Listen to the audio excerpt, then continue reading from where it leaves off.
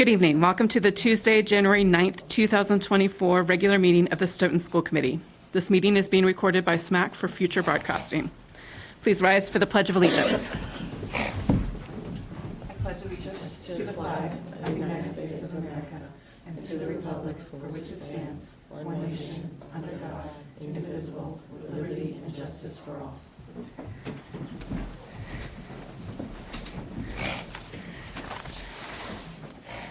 The first item on our agenda is public comment, and as we have no one signed up, we will move on to the second item, which is superintendent update. Dr. Baeta. Madam Chair, members of the committee, and guests of the board, thank you so much. A couple of different things that I wanted to bring up to your attention. First of all, we have the 300th anniversary committee. I started to work with them on the involvement of Stoughton Public Schools, and as you see, you have an outline that I provided to you of the dates. We've met with the committee chairs as a leadership team before the break and got input, and since then I know Ms. Miller and others have been reaching out to support events that are taking place.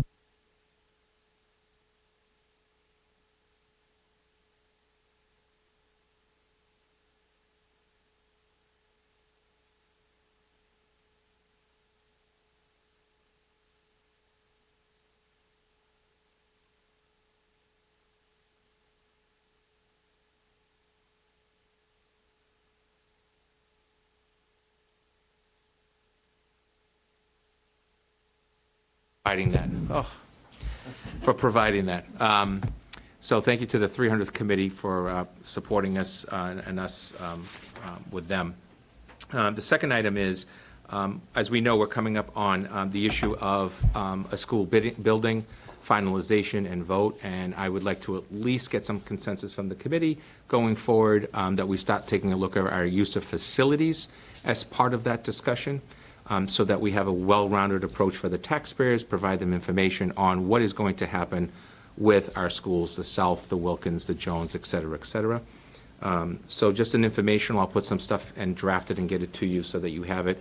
We should ask for a few folks from the community. I was thinking that we could look at our prior committee that we had that I know Ms. Husseini was on and others. We had folks from the town. I think through you, I'd like to be able to just reach out to them and say, would you like to be part of that, since they have some history with our facilities? Really excited to announce that the Mass Partnership for Youth, which we are part of as an organization that provides a lot of our professional development for our teachers in the areas of psychology, adjustment counselors, teachers working with at-risk populations, HR is part of that, my office as well. They are going to be releasing a Peace at Home Parenting Solutions video library that will be free to all of our families to look and discuss topics with their children, age appropriate, support your anxious child, mental health, knowledge, and skills for your child, help your neurodiverse child thrive, inspire school success for elementary, middle, and high school students. So it's a great opportunity for us to kind of push it with our parents. Hey, spend 10 minutes watching this video. The videos are all like 9 to 12 minutes long. They're all by experts in the field. And they will also be coming out in varied languages, which will be a huge support for us as a community. And that is no extra cost to the district at all. Recommendation, I recommended that you just simply review the district accountability changes per DESE. The number one change is that DESE is moving to adding the accountability of chronic absenteeism as part of the district and school level accountability. That is a huge topic for us, and I will be breaking down some of those percentages and provide that information to you as part of my entry plan that I have coming up next month. It's a significant issue because it could literally move any school pretty much anywhere that has chronic absenteeism from being performing at what they're supposed to low performing because of the number of students not coming to school, which is supposed to be no more than 10%, which is 18 days. So anything that's 10% or higher is considered, I can only imagine missing 18 days of school. And of course, there's kids that are sick, but this is about chronic absenteeism. The health surveys for grades 6 to 12 through the OASIS project, this has been part of the Stoughton School Committee. That information is available to you for you to have. Please bring back any information. The survey is optional. to students per parent's request. So any parents who would like to see a copy of it are able to contact. There will be a full communication that goes out on that. That's the first survey that we've done for 6 to 12, and they are different surveys and shorter surveys. And the goal is to do it on or about the 8th of February. Most important part is, again, publicly, I'd just like to announce parents who don't want it to happen, they have an opt-out opportunity. We are at 85 newcomer migrant students consolidated into the district as of this week. Today, the team went out to Mansfield to begin the final process of making sure that the 12 students coming from Mansfield are either going to be McKinney-Vento and staying, so that they reside here in town at one of the hotels, but they would actually be taking transportation back to Mansfield. It looks like it could be a 50-50 split, but we won't know that for a few more days. And there are more students coming. I have asked for a meeting with my staff. It's a volunteer meeting. It's an online meeting, virtual meeting this Thursday. Just want to provide them some facts and information, get them to understand that some of this stuff is coming in at the last minute to us administratively, and we know that there's an impact to them in trying to have a good classroom, and as well that we are a caring, supportive community, and we're going to do what we can. We do have a meeting with the governor's office on Friday. Thank you to Senator Timilty for putting that together. He's bringing all the powers that be to really talk about sharing some story with the governor's office around some of the things that really need attention. Some of them are very school-related. Some of them are actually related to what I would call the health and well-being of not only children but adults. And we have some of some of those stories that we want to share with the governor's representatives and the different departments that will be at the meeting. And then lastly, you will be getting a copy of recommended homework surveys for parents, students, and staff. Those will be sent to you electronically from Mr. Ford, and you will be asked to give him the feedback on that, so then he can begin the process of getting those out as part of the collecting of information that you've asked for. Those will then be shared with the committee as a whole. And that is all I got for you tonight. Thank you. Does anybody have any questions or comments for Dr. Bayeda and Chris? Two. One is just a point of clarification on the 300th anniversary committee, and thank you so much for bringing this exciting information to us. Really thrilled about this. The 2026 school year, do you mean the part of the school year, like, are you talking calendar year 2026, or are you talking 2025, 2026 school year? So they're being presented to us, I think, as they're 25 and then 26. For us, the impact is going to be July or September through June. So we're going to have to, in some cases, really tweak what that means for us, because we can't do it in July, right? Because our students aren't here, and we don't really want to do it in the end of June, because we know that everybody goes in different directions. So yes, we'll clarify that we're trying to work those projects for us, September to June, probably September to May is what we're looking at. Most of them are actually going to be in the springtime, per the verbal conversation anyways. Perfect. The other question I had is around the parent video supports, which I'm really excited about having that for parents. It seems that or I get the impression at least, that the weekly newsletters that your office has begun to put out has been getting quite a bit of traction, especially with the superintendent update. I wonder if there might be an opportunity to promote or spotlight a video once a month, or every update, just so folks get a sense of the scope and information that's available out there. You're in my wheelhouse. So the idea that we have is to really, I want to take a look at what's happening around us and be able to say, hey, if you've been hearing about, let's just say, an unfortunate event at a school. I can say, listen, go to the link on how to talk to a child who's an anxious child, right? There's a little piece of information. Jeff Pickett and I have been talking about a drop-down window, kind of like a parent support window, where you could go there for the best APA counseling and all of that. And, and then I could say, hey, if you go to our website, you go to grade 5 or, 7 to 10-year-olds, and how to talk to about whatever the negative situation may be, or a positive. Right. And then then it's on the parents to go there. But the idea is to give parents those resources as much as possible. Yeah, it's, I love that. And any opportunity we have to continually communicate and promote those, I think will increase the possibility that people will leverage them and use them. And then once there's a tipping point of momentum, you know, then word of mouth will spread and folks will understand. But I know that parents are really desperate for supports like that will help them broach, you know, very complex topics with their students or children. You got it? Thank you.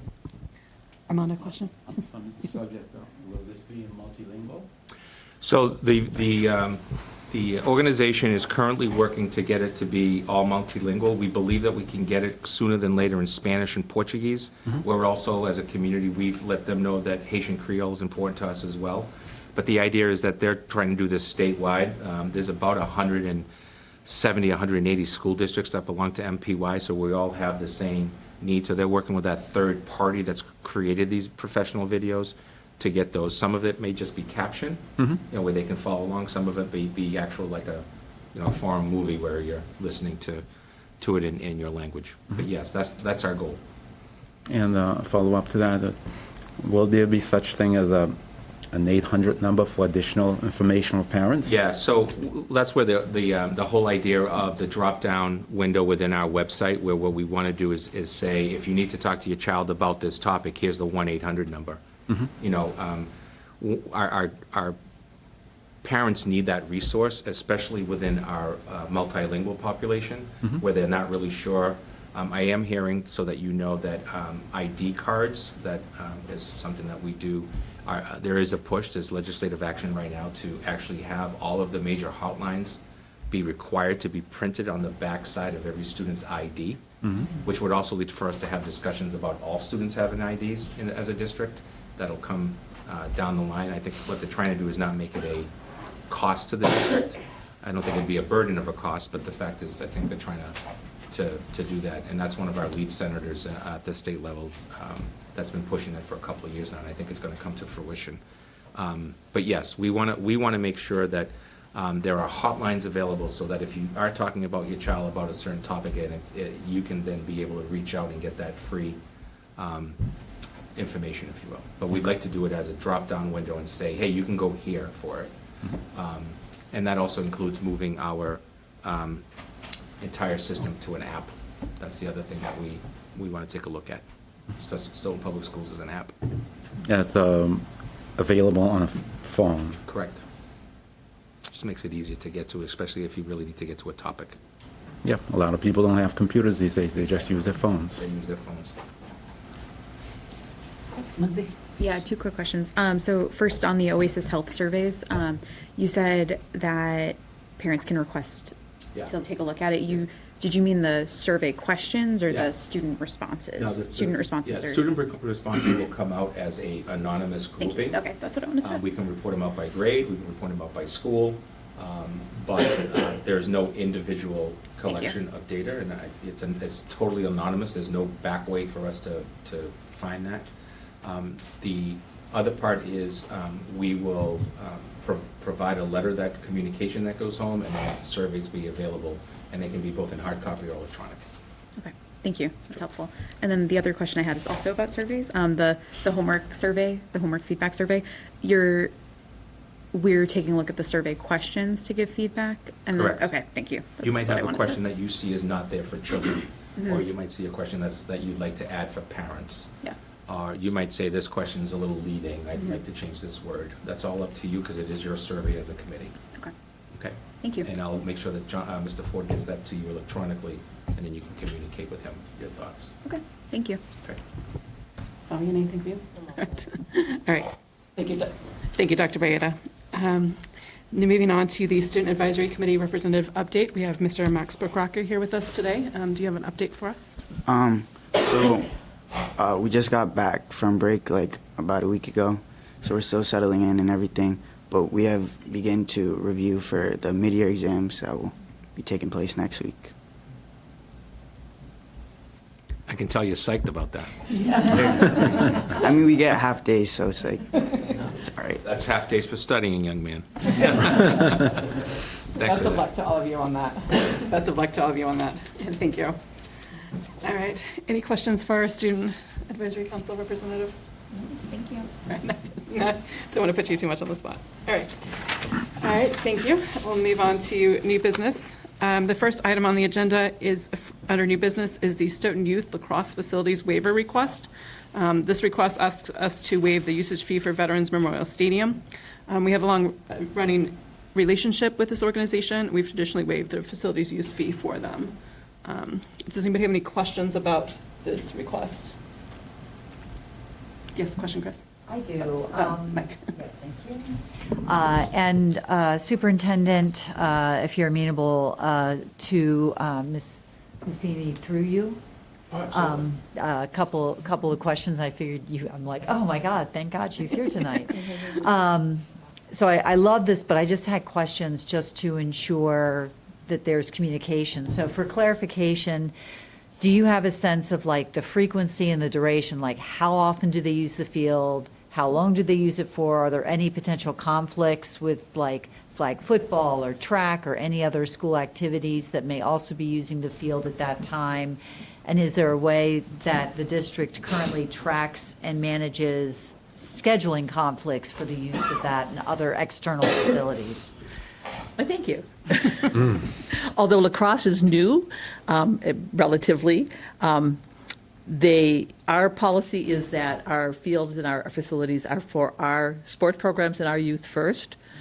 And so any conflict that arises, our programs win. Our athletic director, our music departments, all people who use our facilities are really good about getting us a calendar as early in the year as possible, in July. Although sports certainly changes depending on game schedules and makeup games and such. It is my understanding that lacrosse uses it primarily on Sundays. If I'm not mistaken, we've not had a conflict. I cannot tell you of what the frequency is. I just haven't paid attention. There's no conflict. But we have Leanne in my office does all the permitting and scheduling and has a master calendar. It's on all of our computers that we can click on and see what's happening at any moment in any school, and that avoids conflict. It's really been pretty pain-free. Excellent, thank you for that. Thank you. Any other questions or comments? All right. Can I have a motion to waive the facilities use fee for Stoughton Lacrosse? So moved. All right, the motion was made by Chris, a second. Second. The motion was seconded by Armando. The motion's been moved and seconded. Vote. Aye. Aye. Aye. All right, the motion is carried 5-0. Best of luck to Stoughton Youth Lacrosse for the 2024 season. Moving on to the Climate Action Plan Committee presentation. I'd like to invite Ms. Molly Cochran to present. Thank you, and I have my co-member Aisha Oleode Edwards, if you want to bring up a chair, and you could perhaps add in as well. And I do have a couple of handouts, which I think only have 5 or 6 copies, but if I could bring this up to you. Okay, thanks. All right, thank you. First of all, thank you for having us on your very busy agenda. I do appreciate it, and it's great to see everybody here. So my name is Molly Cochran, former school committee member. My children went to Stoughton High School, graduated, and they're 24 years old, and do the math. In any event, and since then I've turned my attention to the Town Energy and Sustainability Committee and to this new committee, the Climate Action Plan Committee. And Aisha, if you just want to introduce yourself and... My name is Aisha. The last name is Oloyede Edwards, so most people call me Miss Edwards. And Aisha has children in high school and middle school? That's right, exactly, thank you. And she's a member of our committee. So the Climate Action Plan Committee was formed pursuant to a town article that was adopted by town meeting in the spring, and then the members of the committee were appointed by the select board in June, and we've been meeting since July. What is the Climate Action Plan Committee? Well, we didn't invent it. Many other towns in Massachusetts have formed these committees to really try to take some very much needed change to face the urgent climate situation. And I actually just happened to get the news flash on, and I heard both on the radio and from the New York Times that they've officially said 2023 was the hottest year on record. So that's where things are going. But there are, certainly many steps that we as a community can take. And I handed out the mission statement that was adopted by the Climate Action Plan Committee, and we certainly want to work with everybody in town, all the stakeholders in town, and have, develop a plan that has meaningful objectives and goals so that we really can do two things, which is reduce the greenhouse gases emissions so we can slow and try to stop climate change or try to stop the worst effects of climate change as the planet keeps heating up, and also to be prepared for all the challenges that are already facing us, have already happened, will continue to happen with extreme weather events, and the impact on the schools, I think you can imagine. So those are the two, general areas that we're focusing on, and we certainly cannot bring about general change in the community and, cultural change, if you will, in the community with respect to awareness of climate change and actions that people take. We cannot do that without the schools. I mean, partnership with the schools is fundamental. The most active people in town often are the people who are, families with children in the school system. So we certainly want to be able to partner with you. In fact, it would be helpful as our committee goes about its work, and we will be hopefully completing a plan by May, June of 2025. It's a two-year cycle. It would be helpful if either there was a school committee person interested in liaisoning with us, or whether there's a member of the administration who might want to be interested in communicating back and forth as we work forward with this plan.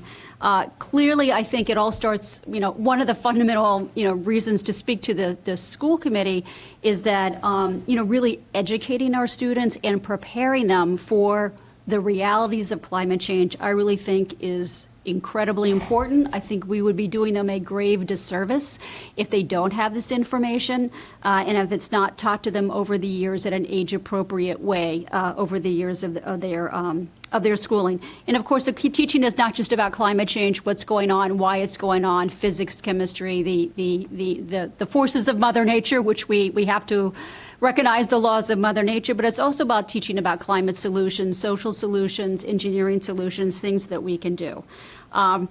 I have combed through some of the other towns' climate action plans, and by the way, just as an aside, the town of Canton, who we often look to as comparison, the town of Canton actually has done the same thing. Its town meeting adopted or established a climate action plan committee last spring, so they're in the process, same process that we're in actually starting to move forward and develop a plan. So I saw many things in the other plans that I've looked at with ideas, some of which I think I could just shoot an email perhaps to Catherine in the interest of time. For example, one of the town's plans, like they do have a ninth grade earth science course, which is like a general course everybody has to take, so they understand the fundamental, laws of the climate, science and chemistry and so forth. A number of the some of the towns have had high school student reps who have worked with the Climate Action Plan Committee or done student-led forums on climate change.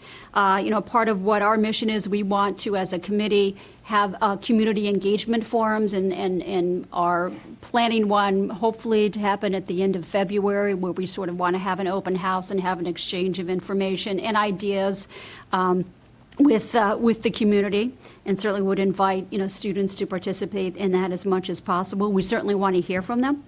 And I had also sent to your chair a couple of different pieces to consider. One was there is an organization that has created a school board climate action toolkit, which talks, I think it's not a terribly extensive but it is several pages of information about climate change and schools and climate change.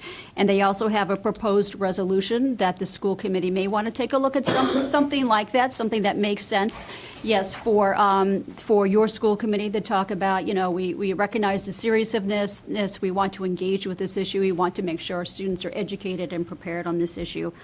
And the other thing I forwarded to Catherine Weiss was something that I found that MIT actually developed a school curriculum on climate change, and I forwarded that link as well. I have not studied that. I don't know whether it starts at elementary school or where it starts, but I thought that was something worth exploring with respect to that. And then before I get to a couple of specific suggestions, do I know if you want anything to add as a parent to this? So As a parent, having kids both in the middle and in the high school, actually my kids started from the elementary school here, so we've been in Stoughton for a while now. We're just graduating through the ranks. I do have concern on how the weather conditions changes year after year after year. Sometimes a lot of us are in denial about this whole climate action, it's kind of like a big deal in some homes, and some of us are afraid to like really say things out. But personally, I have experience as a parent when my child is going to school. There was this whole incident that happened the other year where the school had to be closed down because of the whole snow incident that happened, and we didn't have school. So these are some of the and my son was legally just asking me, Mom, am I going to school today? He wanted to go to school, but he couldn't go to school because of what had happened. And then I had to tell him that, oh, I'm so sorry, you can't go to school today. Or let me give a very close instance of last summer. How many of us noticed that we didn't really actually have a summer? It was kind of like a wet summer. This is the first time we're actually experiencing that. So some of these things, reality-wise, I can't explain it to my son. I'm hoping that the school board will help give me that landing page where I could be able to tell my son, this is what they were telling you about in school, and this is the reality that we have to accept. The world that we're living in is actually changing. How do we help to make sure that this change do not have adverse effects on us? That's my contribution as a parent. Thank you. Thank you. And then I just actually wanted to make a couple of suggestions, a couple of, sort of takeaways. I mean, clearly, we put forward for your consideration whether the school committee might adopt some kind of resolution or statement of principles regarding incorporating climate change considerations into the operations of the schools and decision-making. Secondly, of course, it would be great to develop a robust curriculum that educate the students about climate change and the realities of what they're facing and sustainability generally. And then third, I just want to put on the table a couple of specific actions that would certainly be within the realm of possibility for the schools. So one action that we have already spoken with Dr. Bayetta about is there's actually a state law against idling your vehicle for more than 5 minutes. And there's actually a toolkit the state has prepared to give to towns and school districts to actually promote that compliance with the law and to promote enforcement. And that obviously ties right into climate change, because what comes out of your tailpipe obviously is contributing to climate change. And I think that's just, a little bit of education about the laws out there. People should follow the law. And that's really, really good for your children's health. That when they walk out of the building, or the teachers who have to stand out there, they're not inhaling in more fumes than they have to inhale. So that's terrific. And then the second thing, which I guess are two more things, are just the reality of adopting recycling practices and composting practices. So recycling, I know it's sort of, I understand it might be a little bit erratic. It might depend on the building. Obviously you need somebody to take away the recycling, but that in and of itself is like a great habit for students to get into and to recognize, solid waste is a big factor in climate change. So we would encourage that. And then composting in the schools too. So I've been in touch with a Massachusetts company called Black Earth Compost. And I believe maybe that individual has touched base with Joyce in the past about composting at the school cafeterias. That company has a contract with multiple school districts whereby instead of that food waste going to a landfill and creating methane gas, which is a very, very strong greenhouse gas, which has a tremendous impact. Certainly that it gets changed into compost, which can be used for positive purposes for gardening and agriculture and things of that nature. And I'm sure there's other companies. I'm just referencing that company because that's the one I've been in touch with, who already, I think, has a track record of working with schools. And that is a great practice, because then the students can pretty easily take that home and make it the practice at home too, right? So you can get a composter for your backyard if you have a backyard. And again, you're really making a difference in the environment and in climate change if you start composting food waste. So those are my takeaways, and I would love to. I just wanted to mention, one of the handouts was we have done a community survey. Just wanted to make sure, if you haven't seen it already, that you filled out the community survey. There may be a second survey that we follow up with in the next couple months, and we will certainly forward that to people as well. But we definitely want to get feedback, and I would love to take questions if anybody would like to ask questions. Thank you. Any questions? Yes, Armando. You know, I always have a question. I read this. Very good. I thought one of the things that you mentioned, the law, and I guess I'm guilty of violating that law, and that's waiting for my child at the middle of the school, having the minivan running with the air conditioning on, because there's no shade for parents to go under picking up, particularly at the Gibbons School. And we're under budget squeeze, so my question is concerned that are there any monies available anywhere in which you can put shade so parents will have benches to sit under with some type of shade, as opposed to the only shelter you have is a minivan and it's obviously burning hot in there, and you want that motor running so the air conditioner is on. And I guess I mean, that I can't speak to about. I mean, obviously, there's a trade-off of a comfort issue, obviously, with your car keeping it hot or cold or whatever. But it's also just a factor to be considered. And I think, when the state passed the law, they were probably aware there is a comfort trade-off, whether it's of passengers, that it might be more convenient to do it one way, but it's just being aware of the consequences, and that the state decided that there should be limits on that. And I have heard from people who are familiar with the schools, there are some people who will really a very, very long time have their cars idling, waiting to pick up their students. They don't really see any downside to it, and there is a downside to it. So it's just awareness and. I guess with the new school, we should consider something like that for parents' pickup. Well, we'll tuck somewhere. There's a lot of effort to leave the trees, so that's one of the things. Mature trees would help give some shade to people and make it more comfortable. So yes, we can definitely look at that. The new school has taken a lot of these. There's a lot that's looking towards sustainability and environmental impact, and now in the future. Question from you. I have a question. I'm going to try to phrase it the best I can so you guys can work with me. As someone who's researching changing my lifestyle, food life choices and stuff, basically transitioning to vegetarian, vegan lifestyle, I've researched a lot how basically our food production, methane I'm guessing, contributes a lot more to the climate change than these vehicle and transportations.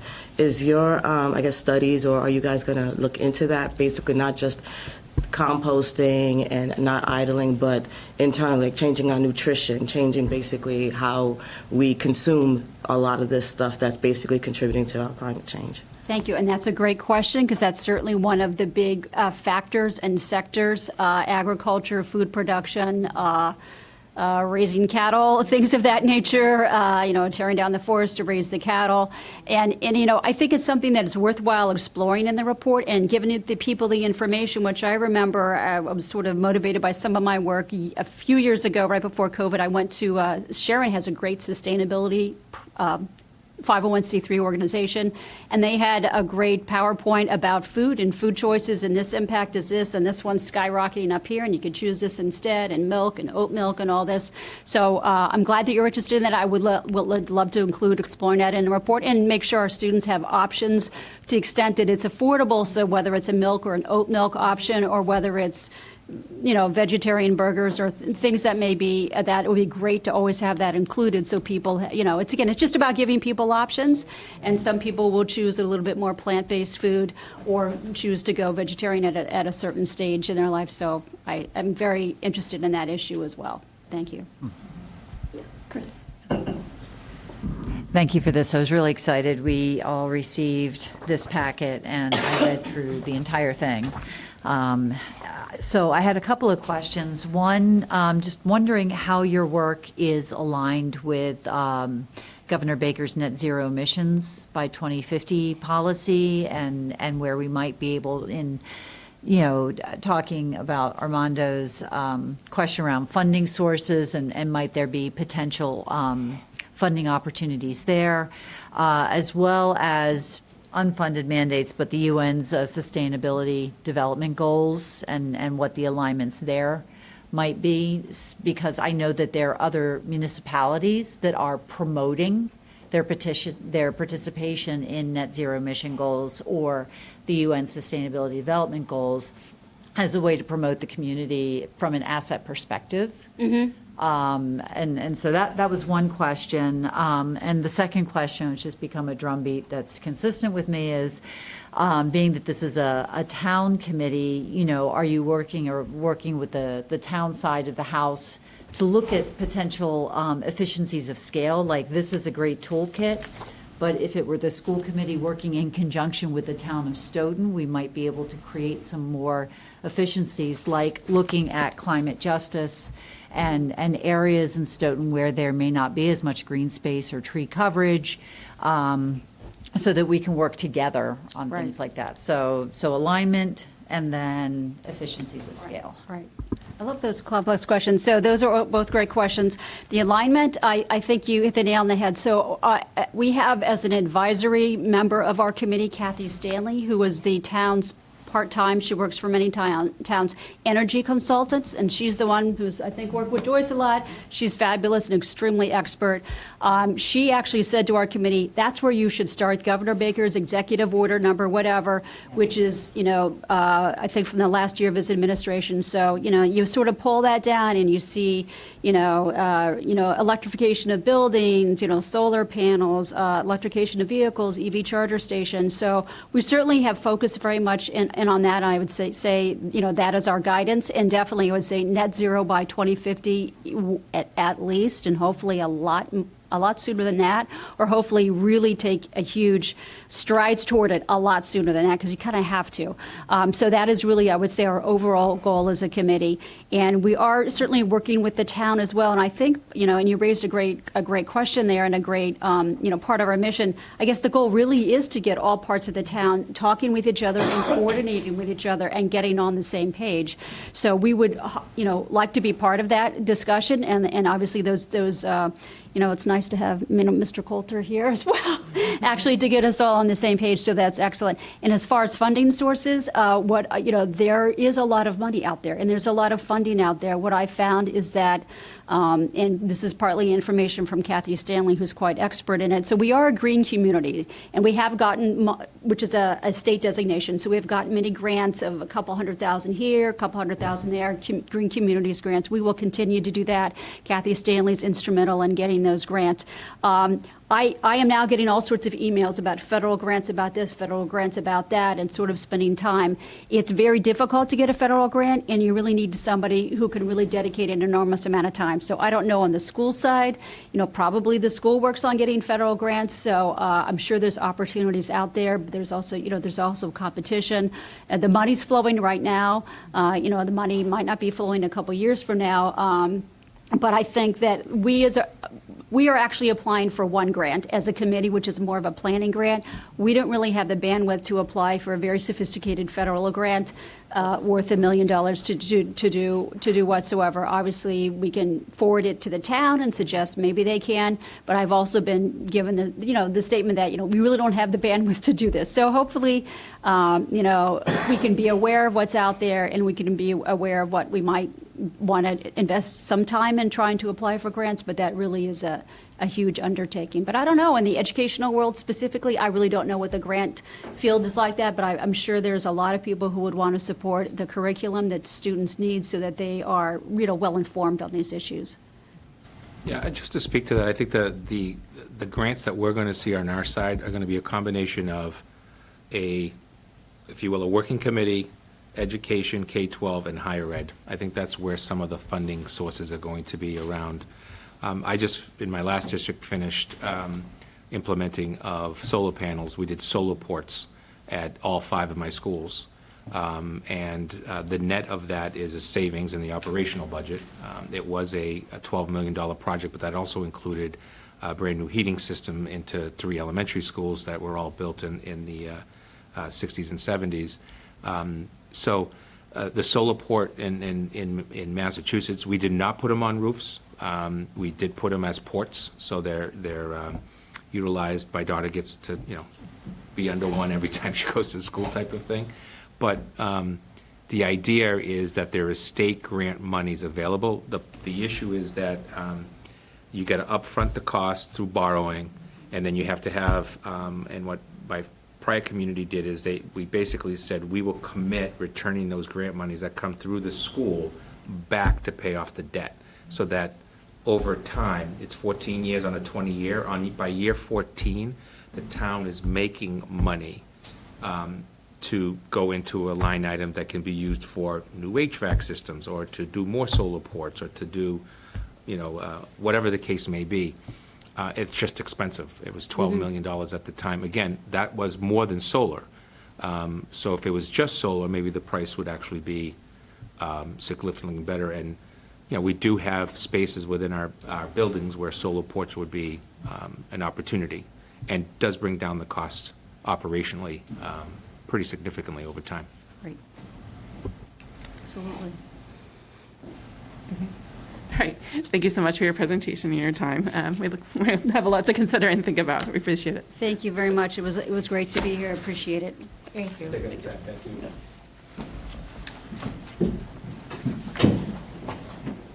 All right. Next up is the Stoughton High School Program of Studies presentation from Ms. Miller.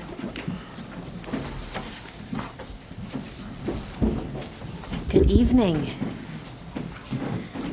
Hope you all had a happy holidays and happy new year. Thank you for inviting me. I have two things to present, the Program of Studies and Vision of the Graduate. Do you have a preference of which goes first? I have the program studies first on the agenda, so let's do that one first. Excellent. This is always one of my favorite presentations for the school committee. My leadership team at the high school, along with their department members, really work really hard to revise our program of studies every year, take into consideration student voice and student choice, and making sure that we're meeting the high demands of the 21st century and beyond. And so you should have a little cheat sheet. It makes it hopefully a little bit easier to follow along. And then in the program of studies, those changes are also highlighted in yellow. I believe you have a colored copy to help sort of guide this conversation.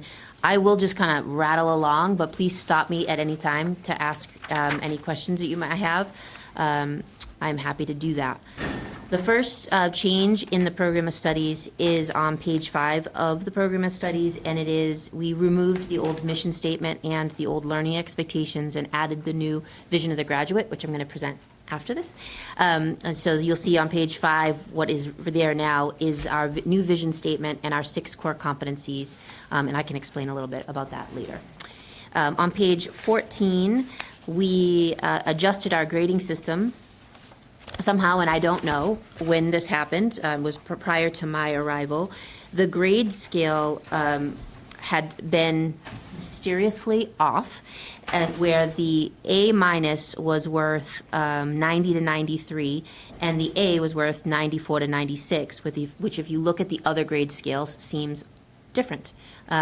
Whereas, a B minus is 80 to 82 instead of an 80 to 83, and same thing with a C minus and a D minus.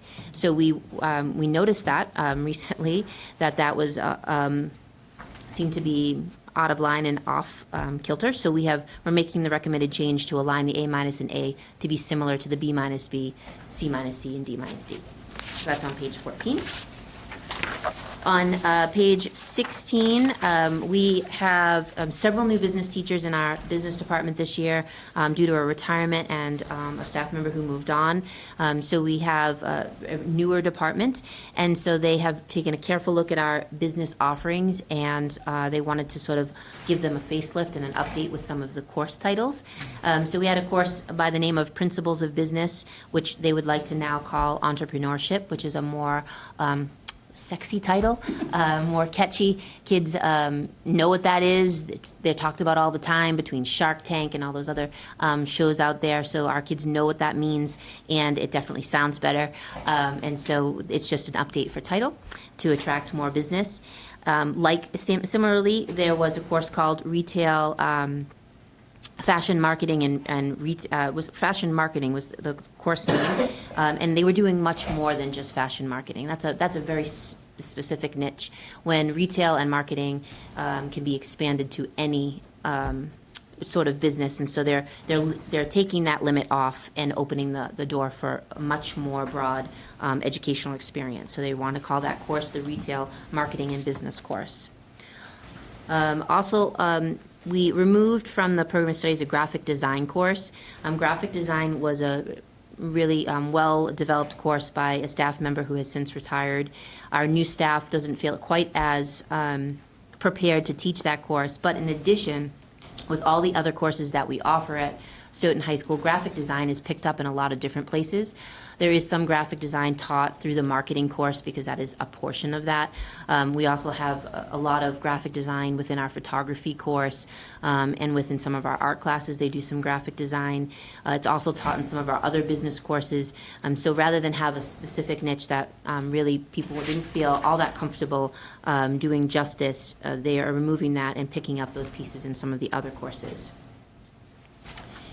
We also removed the Independent Study School Store course. That was newly added last year for this school year, but at the same time, we had added the course Marketing School-Based Enterprise. We had added both of those courses last year for this school year. We didn't have any takers on the Independent School Store, but we did have a good number of students who selected Marketing School-Based Enterprise, and they are running with that and loving it. They have actually moved into the school store as part of that class for the real world experience of running a business. They are doing all the marketing. They've created staffing t-shirts. They're taking orders. They're doing coffee orders for faculty during the school day. So they really are taking that opportunity and running with it. And since that class has been such a success and they are doing the school store, it's really redundant to also offer this independent school store offering. So we're removing that from the course catalog. In the information technology portion of the business catalog, we offered a course called A+ Certification Hardware, which was a full year course, and then we also offered A+ Certification Software, which was also a full year course. We are finding that students like to be able to have more options, and because coming into the high school, most of them have not had a lot of experience with something like A+. Committing to that for a full year can be a little bit daunting for some. And so in order to sort of combine those pieces and allow them to be able to experience both hardware and software in the same year so they don't have to wait a full year, they couldn't take the software course without having taken the hardware course ahead of time. We want to combine those options, shorten them up, and make them semester long. So that means a student could take the A+ certification hardware software for one semester, a second version of it for a second, and then a third version of it for the third. And that would allow them to mix and match those things that are their strengths. So if a student gets into A+ certification part 1, doesn't love it, they're not booked in it for the whole year, they can choose something else for the second semester or beyond. Whereas if someone loves it, they can take it all the way to take all the courses that they would have originally under the old model. In the English offerings on page 25, we took a careful look at our placement of the SAT course. This will also come up a little bit later in the math portion of the catalog. So in the previous course catalog, SAT review for reading and writing was offered for grade 11 and 12. It's really a misplacement of the SAT. Most students are preparing for either the PSAT or the SATs in grades 10 and 11. And by 12th grade, they've already taken, or they're going to take it in the beginning of that fall, which having the course beyond that would be not that helpful for them. So shifting it down to grade 10 and 11, which is actually a huge benefit to our sophomores as well. It just adds another elective for them to offer in their 10th grade, which broadens their choices. So that's a realignment for our courses. We've talked a lot, I know you've talked a lot about our new growing EL and MLL population. And so you'll see in the English for speakers of other languages section of the course catalog, starting on page 29, we've added a few new ESL courses in order to accommodate that growth, and are offering an ESL 6, which would be a support class for our students beyond the 5th level of ESL. And then we've added a financial literacy and post-high school planning for MLs. Post-high school planning, we are finding that our MLs coming to school have different needs when it comes to post-high school planning and need different supports and resources. And so this is an offering for them. It also puts, another elective choice into a context for them that they might be more comfortable with. They would be learning that class with an EL teacher who they have been with for a little bit of time learning English, so that will be very helpful for them.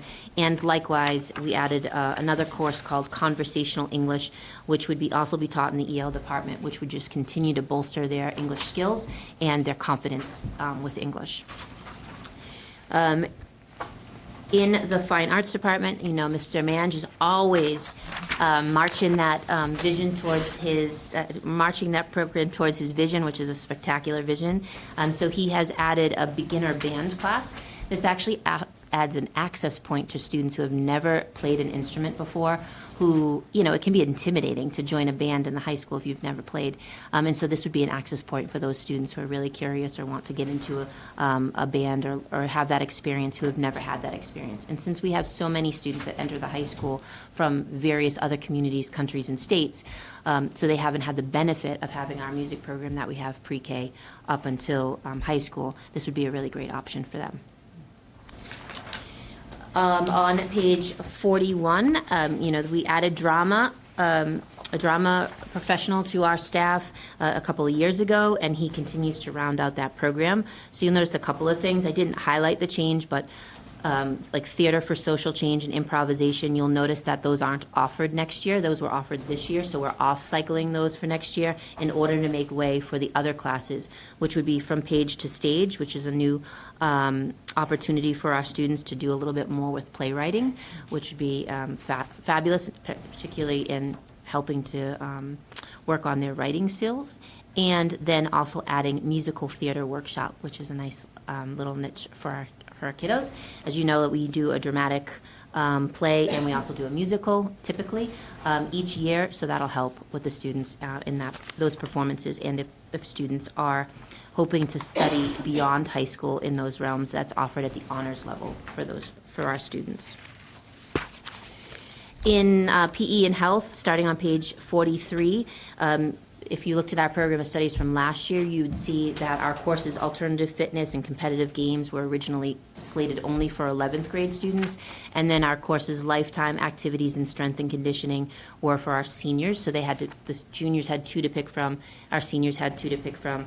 And so it was sort of limiting for our students. We know that some students really love competitive games and want to play competitive games both in their 11th grade, 12th grade, or people who might not love competitive games have alternative fitness, etc. So we're broadening our choices by limiting those restrictions and allowing students of any 11th or 12th grade year to select any of those courses. We also are adding an interesting and exciting course to the catalog for PE, well, actually 2 exciting courses, personal safety and conditioning. We've been hearing a lot from our students about wanting to develop personal safety and conditioning. With the nature of the way the world is, it's always smart to have some confidence in being able to navigate the world around you, especially once you leave the 4 walls of Stoughton High School. So they want this opportunity to be able to take this class. It's going to be fabulous. They're already excited about it because we've sort of dabbled in it with our advisory program. We've had students sign up for similar activities, and they really do love it. We started unified basketball this year, which was awesome. And so we are offering an opportunity for our students to continue with that through unified physical education. This would be a smaller opportunity. We wouldn't be allowed to have a lot of regular education students who might be able to elect this course due to the nature of the course, but it does provide an opportunity for our students to become buddies to our substantially separate students in their PE class. In the very same way we do for unified basketball, they would take PE with our students and be peer buddies and mentors and play right along with them.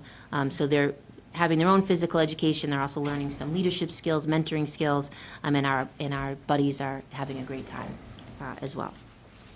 So those are our PE and health classes. Page 53, just like we did for English, its counterpart, SAT Review Math, moving that to 10th and 11th, just like we did for English. And then on page 70, we are adding career readiness and immersion. So for the past couple of years, we have been doing a pilot where students, our college and career counselor, Ms. Goober, has been running an internship for our seniors in their spring semester. It's been limited so far to really the municipal department. So we've had students go out to teach in our elementary schools, and middle schools. We've had them, we've had a couple do some internships with the fire department, one with the DPW, and so they've sort of been focused on that. We're going to be expanding that program next year to include some other business and internship opportunities. And so that course that we want to add would do a couple of things. Once they would learn, they would get their OSHA training and certification for some of the particulars they need for out in the workforce. Ms. Guba would be talking to them about resume building and interviewing and those kinds of skills. They'll be doing a portfolio during their experience, and they will be presenting those portfolios at the end of their internship experience. So we're actually adding that to the catalog since our pilot has been so successful, and since we do hope that we might be moving to a new schedule next year, the internship program should be able to grow and flourish. I also want to just make note of two errors that I had corrected in the program of studies. Just draw your attention to those. In page 67 for Latin, I had not changed the offering levels for advanced Latin prose and advanced Latin poetry. I went and corrected those. Latin prose was offered in 22-23, and poetry was offered in 23-24. I went and corrected those for the next following years. And then the other correction was on the math flow chart, which I know is a super handy tool for our parents and guardians and students. I did go in and make the correction to put SAT math review under grade 10 and grade 11 under that flow chart, which originally in your copies is not incorrect. But I did make that fix. Thank you. Any questions or comments for Ms. Miller about this? Yes. I have one question. On changing from the business course to entrepreneurship, it defines, on page 16, it defines the topic of study entrepreneurship.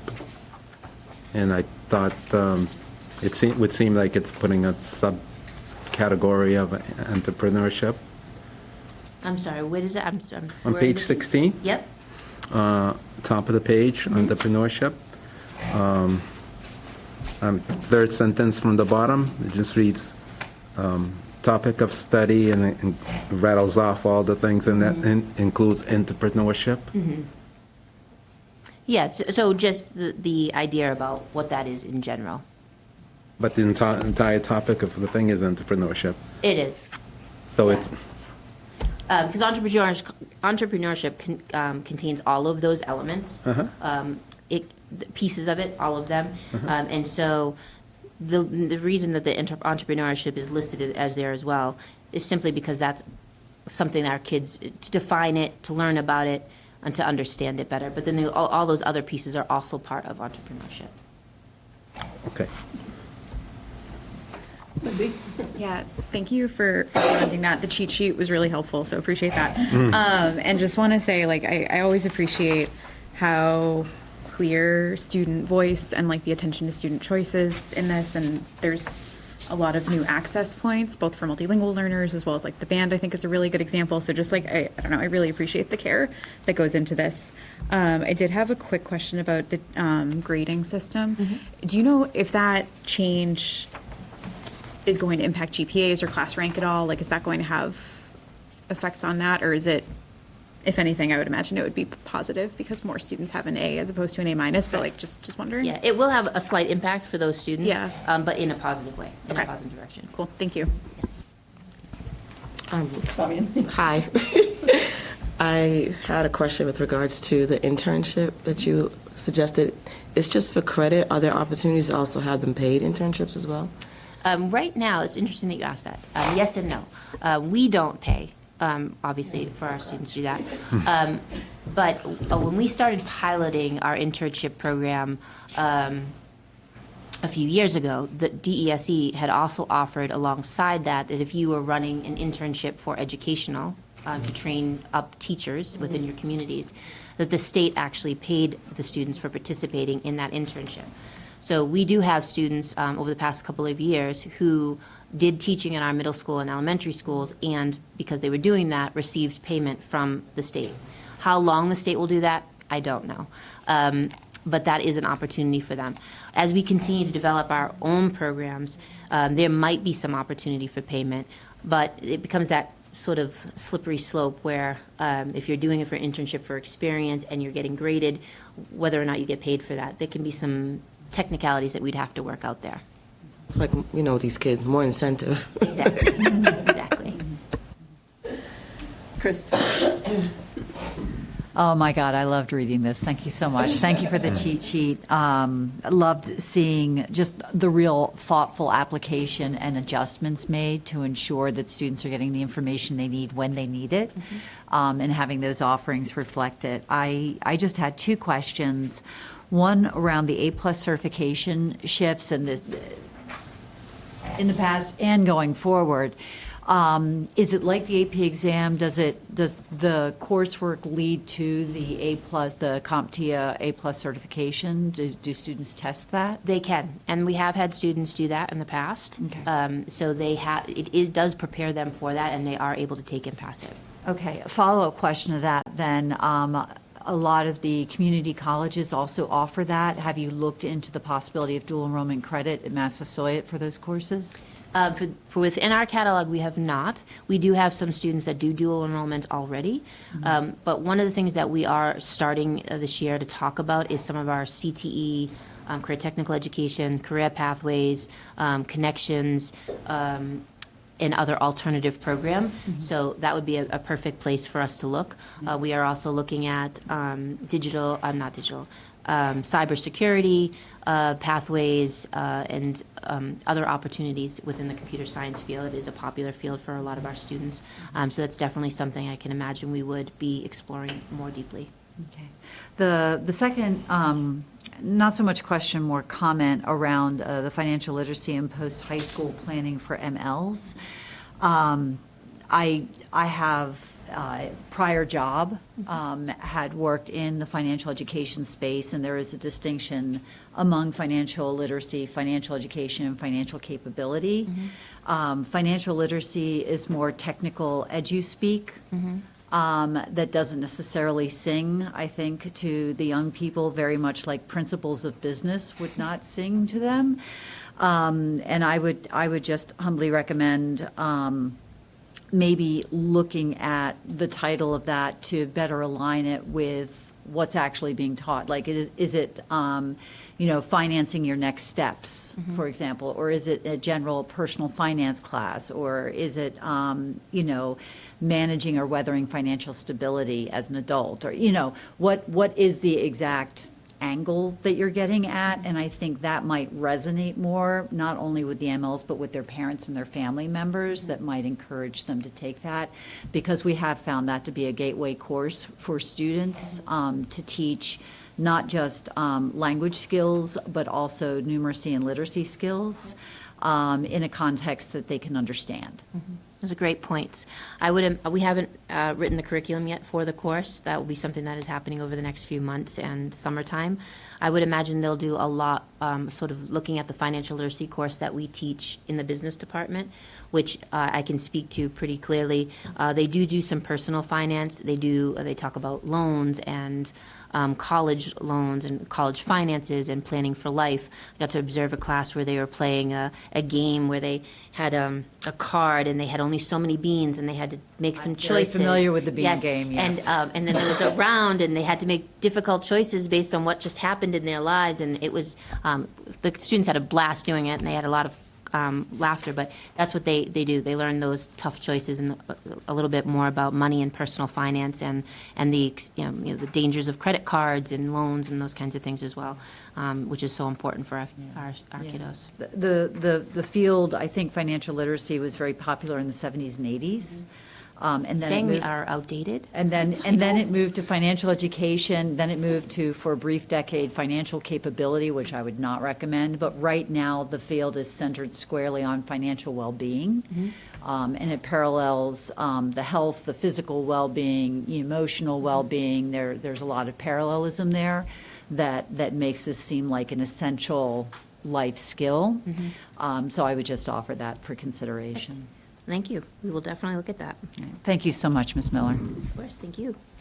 I just want to add my thanks for all the work on this, and I also really appreciated just how clear the cheat sheet was. And I read last year, I felt like we had a lot of great additions, especially in the fine arts, that were college preparatory. And this year, I think you've done a great job addressing kind of everybody, that there's a lot of, basic educational skills. There's a lot that really makes things very accessible. We always hear, students need to be prepared for life outside of school. And I think this does an excellent job of bringing those options for our students who are maybe not college bound at this time. And it gives them a lot of great options. So I'm really excited by a lot of these programs. I'm really excited to see this. I love the student input, especially with the feedback on the physical education. So I hope they enjoy all those options. Again, I wish I had some of these options available when I was in school. So yeah. Too late to hold my kids back. I know, yeah. Like, can I pretend to be? Yes. All right. Well, we need a motion to approve the Stoughton High School Programs of Studies for 2024 to 2025. Is anybody willing to make that motion? All right, Armando's a second. Seconded from Fabian. The motion's been moved and seconded. Vote? Aye. Aye. All right, thank you very much. Thank you. And you are now on to Vision of a Graduate. Yeah, and before I do that, can I just Okay. make one little public service announcement? So we're about to go into scheduling season. It's unbelievable that we're already there. And so for all those parent, guardians, and students at home that I know are watching, we have our SHS Showcase Evening is scheduled for the last Monday in January, which I believe is January 29th. At 6:30 p.m., and that is for all 8th grade parents, guardians, and students to come and learn about the amazing opportunities that Stoughton High School offers for their students and some important information about the process. And then on March 12th and 13th, in their English classes, our 9th through 11th grade students will be selecting their courses for the following school year. And then on March 20th, our 8th graders will be selecting their courses for the following school year. So just for those important dates at home. Thank you. That's Yes. good to know. All right, so Vision of the Graduate. So one of the key aspects of the 2020 standards for accreditation for NEASC, which is the New England Association for Schools and Colleges, is the Vision of the Graduate. So Stoughton High School has been working over the past several years to assess and realign with the 2020 NEASC standards. We had a collaborative conference 2 years ago. Some of you might remember that, me talking about that before, where we are now preparing for our decennial visit, which will be in April of 2024. And this is the visit that helps decide whether our accreditation status. For more than a decade, Stoughton has been operating under a mission statement, which was the Stoughton High School community fosters the development of responsible citizens who value high academic expectations, diversity, and excellence, which is a great mission statement, and it's still of value. And for nearly as long, we followed under 9 learning expectations. They were about communication, about writing, about comprehension and understanding, about reading, the reading process, about engaging in problem solving and critical thinking, utilizing technology, participating in the community and contributing to the community, demonstrating appreciation for diverse groups, and for personal responsibility. So those were our old mission statement and learning expectations. But NEASC has since moved away from a mission statement and has moved to something called the Vision of the Graduate. And the Vision of the Graduate emphasizes a more holistic view of expectations for students. It includes the transferable skills and content and understandings and dispositions that students should have by the time they graduate, all students. And it also includes a method for assessing students' progress towards those skills. It basically essentially answers 2 questions. What are the career, academic, social, and civic skills or competencies all of our graduates will need beyond high school? And how do we know that they've obtained them? So the 2 driving questions. And lastly, the Vision of the Graduate transforms the school from a culture of teaching to a culture of learning. So all participants become learners. Even our faculty and staff are learners. In order for students to reach their potential, schools have to be intentional about the design of their schools and school programs and hold students to high expectations. So through the development and use of a Vision of the Graduate, schools can embrace an expanded definition of student success, one that ensures that students are fully equipped with the skills that they need after high school. So That sort of explanation about what a vision of the graduate is, we went through a comprehensive process at the high school over the past few years to develop a vision of the graduate. We used surveys, focus groups of students, parents, community members, staff, administrators. We collected all that information. There was a ton of information gathered, and we synthesized that, and of course, common themes developed. A vision of the graduate is going to be unique to each school, each district, but there are going to be some common themes that emerge when you have a district that operates sort of, has operated along similar themes.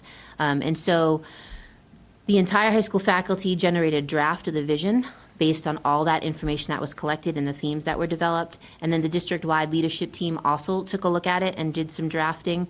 I know Mr. Colantonio's contributions were hugely important to that process. And the Vision of the Graduate Committee then refined this work and put it into one voice. You know, we had hundreds of people contributing, so we wanted to make sure we all had the same voice. This draft was then shared with the faculty and the staff and many students and the Stoughton High School School Council for consideration, and they also offered suggestions that helped refine that vision a little bit more deeply, which then puts it in front of you, this Vision of the Graduate. It was a 2-year process over all, so today I am happy to present to you the Vision of the Graduate. On the slides or handout that you have in front of you, we have our new vision statement, which would replace our old mission statement. Stoughton High School, in partnership with our community, is committed to supporting students on their journeys to live productive, healthy, and meaningful lives.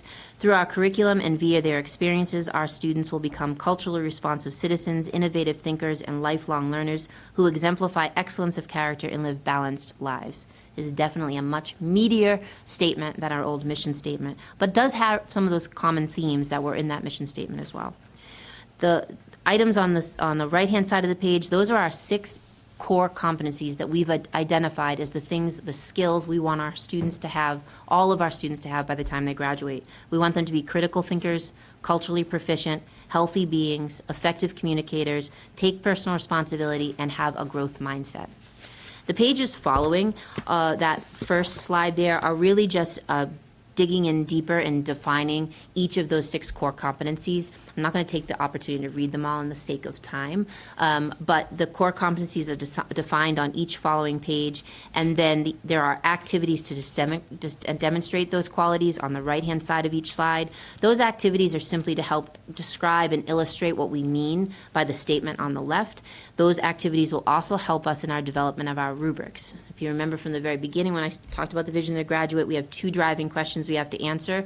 What do we want our kids to have, and then how do we know that they have it?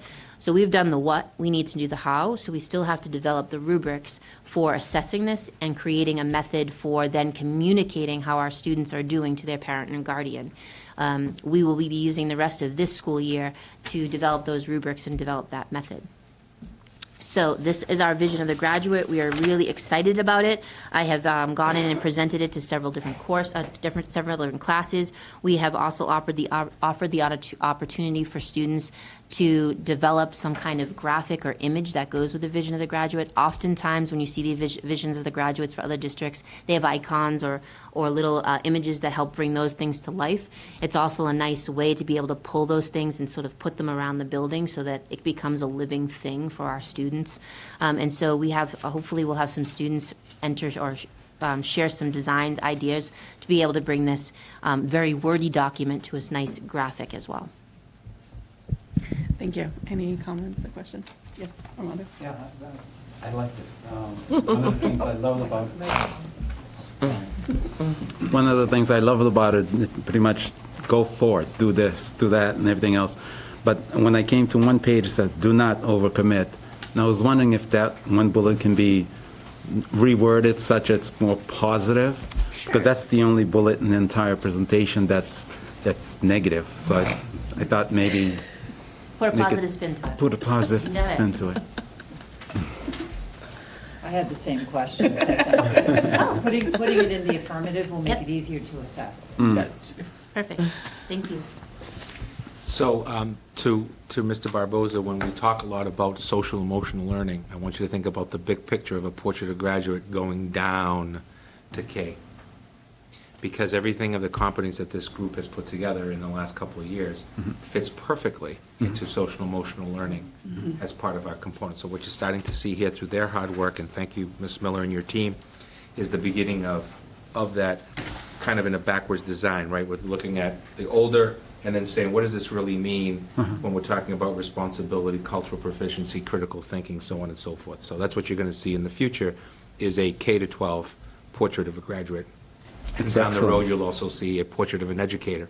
We're going to start having those discussions about who do we want to be the people that we work with every day that are doing their best for our kids, so that when we're hiring, we're looking for those skill sets in our staff, because that's going to be critical to hiring folks going forward. So just to kind of address it, this won't require a vote of the committee tonight, but I just want to thank Ms. Miller for, I know she's got a full boat of stuff to go, so thank you for coming out tonight and doing this. It's greatly appreciated. Thank you. Great job. Thank you, yeah. I Very mean, good. I would just to add to Dr. Vita, you could clearly see the new courses that were added, how they fit with us, and it was great to see, like, having that driving force. It's going to be, Absolutely. yes, Chris. Can I recommend that you have someone from your English department proof this? Yes, For grammar, syntax, parallelism, yes, and clarity.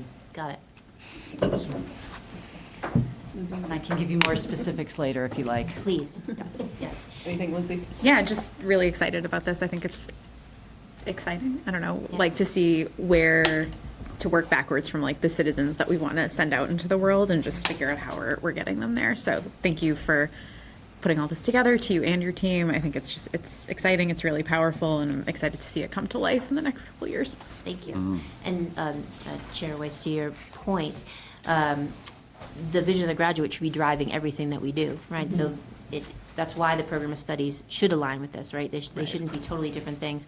And to Dr. Baeda's point, we have started to take this vision of the graduate now and build it into our curriculum, so linking it into our curriculum documents, embedding it into our curriculum documents, and then those curriculum coordinators are now talking with our pre-K through 8 teachers about how that works, because just like Dr. Baeda said, we can't do this in 4 years. This has to be skills that start from the pre-K level and work their way up. And so if we're all marching towards the same end goal, we'll have much more success with that. So we're excited about it. Very good. Thank you so much. Really appreciate that. All right. Thank you. Yes, thank you, Ms. Miller.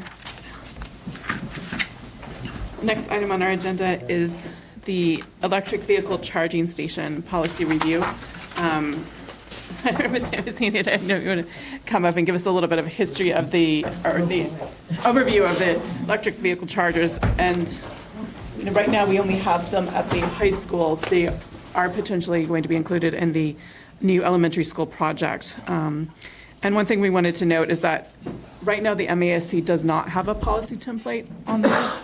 The only ones that we could find, and there could be more out there, but several of us went and looked, were the ones from Arlington, which you have a copy of, which is on the MASC server, and then the Framingham, the proposed one. So I don't know if Ms. Hussein, you want to give us a little bit of a background on these EV chargers and what we need to do to make them active. Certainly. They were part of the high school building project. We all know the building opened in 2019. The chargers were part of the Phase 2 design, so they didn't open till, supposedly come online till a year later. There were delays with the access points, the exterior access points that created some issues. And then, of course, we went right into COVID. So there was a period of time there where they, as part of their installation, they were made live for a month, and then they disappeared, and then there were no people. So it was a matter of picking up after the fact. And just post-COVID and with a different set of superintendents for a while, the priorities. So we find ourselves here, ready to move forward. They are ChargePoint chargers. There are 4 physical stations. Each has a dual port, so there's the ability to charge 8 cars. They're level 2 chargers. For those who have EVs, that may mean something. It is not a Tesla supercharger, but it is not a basic charger. It is basically what is out there in the world. You do connect or subscribe or buy your charging stations from an agency, and ChargePoint is the one, and they're fairly well known. There are several ChargePoint stations in Stoughton. I believe Targets and Sonics and a couple others are in fact ChargePoint as well. They give you a great deal of options in terms of setting up how you deploy them, how you how you, not set rates, but how you charge rates for different rates in different conditions. And we have an endless amount of options, but I think it's in our best interest just to start basic and get moving. And changes can be made as we go along. If we find, at this point, we have no idea how to assess how much use they're going to have. So to try to think forward and figure out how we can recoup any maintenance cost would be nearly impossible until we've got some data under our belts and some use. We do know that there is a tremendous increase in the electric vehicles, just with our staff, in the last years since they've come online. And by come online, they've been able to come online, but we haven't been able to actually implement them. But we have several people who are just itching to use the charger. So, and students. To that point, most of the inquiries I've had have been staff, families with students at high school, usually because once the kid gets the car, they get a new vehicle, and it's usually it's often an electric vehicle, as well as some neighbors in the area. So those are the people who seem to be most interested in that. So this is before us. One of the things we need to talk about is the rate, and the rate that we have proposed. Do we have a copy of? I proposed 31 cents a kilowatt hour. Yes. Okay. And that was based on, from a couple of months ago, but it was based on our bills. We use both National Grid and Direct Energy. The Direct Energy is the delivery fee. That is a town school-wide contract. And that's a pretty stable rate compared to the private rate in terms of we don't see a tremendous fluctuation. There is some through the year.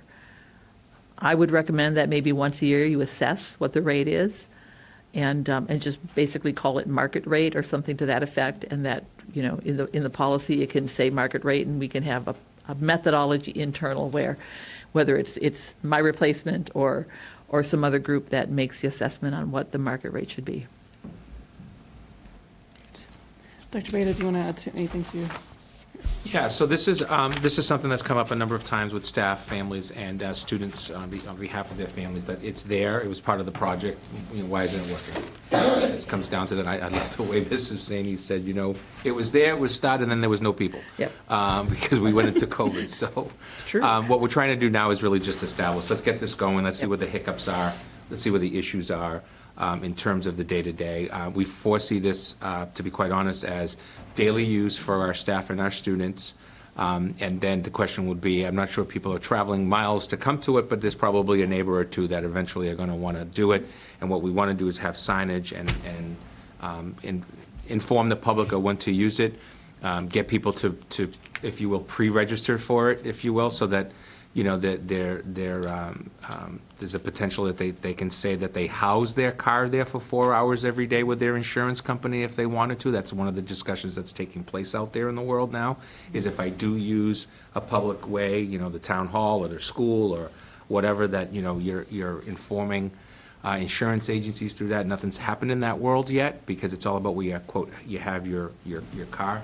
But what we're saying is we have no liability for the purposes of the use of it. Not much different than, if you're coming to a sporting event and you park your car and something were to happen to your car, it's, we have cameras, we'll call the police, we'll do our duty, but it's really as come as you are potential. This is the future. It has a lot of questions, but it is the future. Almost every building project is seeing it. In terms of the public space. And a lot of it is because we do have, quote, hundreds of people that walk into our buildings every day, and at the high school level, they are both students and staff that can be using something like this, versus in elementary, you have predominantly just staff or visitors that would be coming in for the day. So. And proximity for middle school staff is also, it just really increases our ability to serve the market. Right. Our colleague one of our colleagues at the middle school is actually one of the person that constantly is saying, when is this going to happen? Yeah. So, and those are, talking about sustainability earlier and climate and all of that. It's a future thing, and you go with what you know and you fix it when the issues come up. Armando, question. When is it going to happen?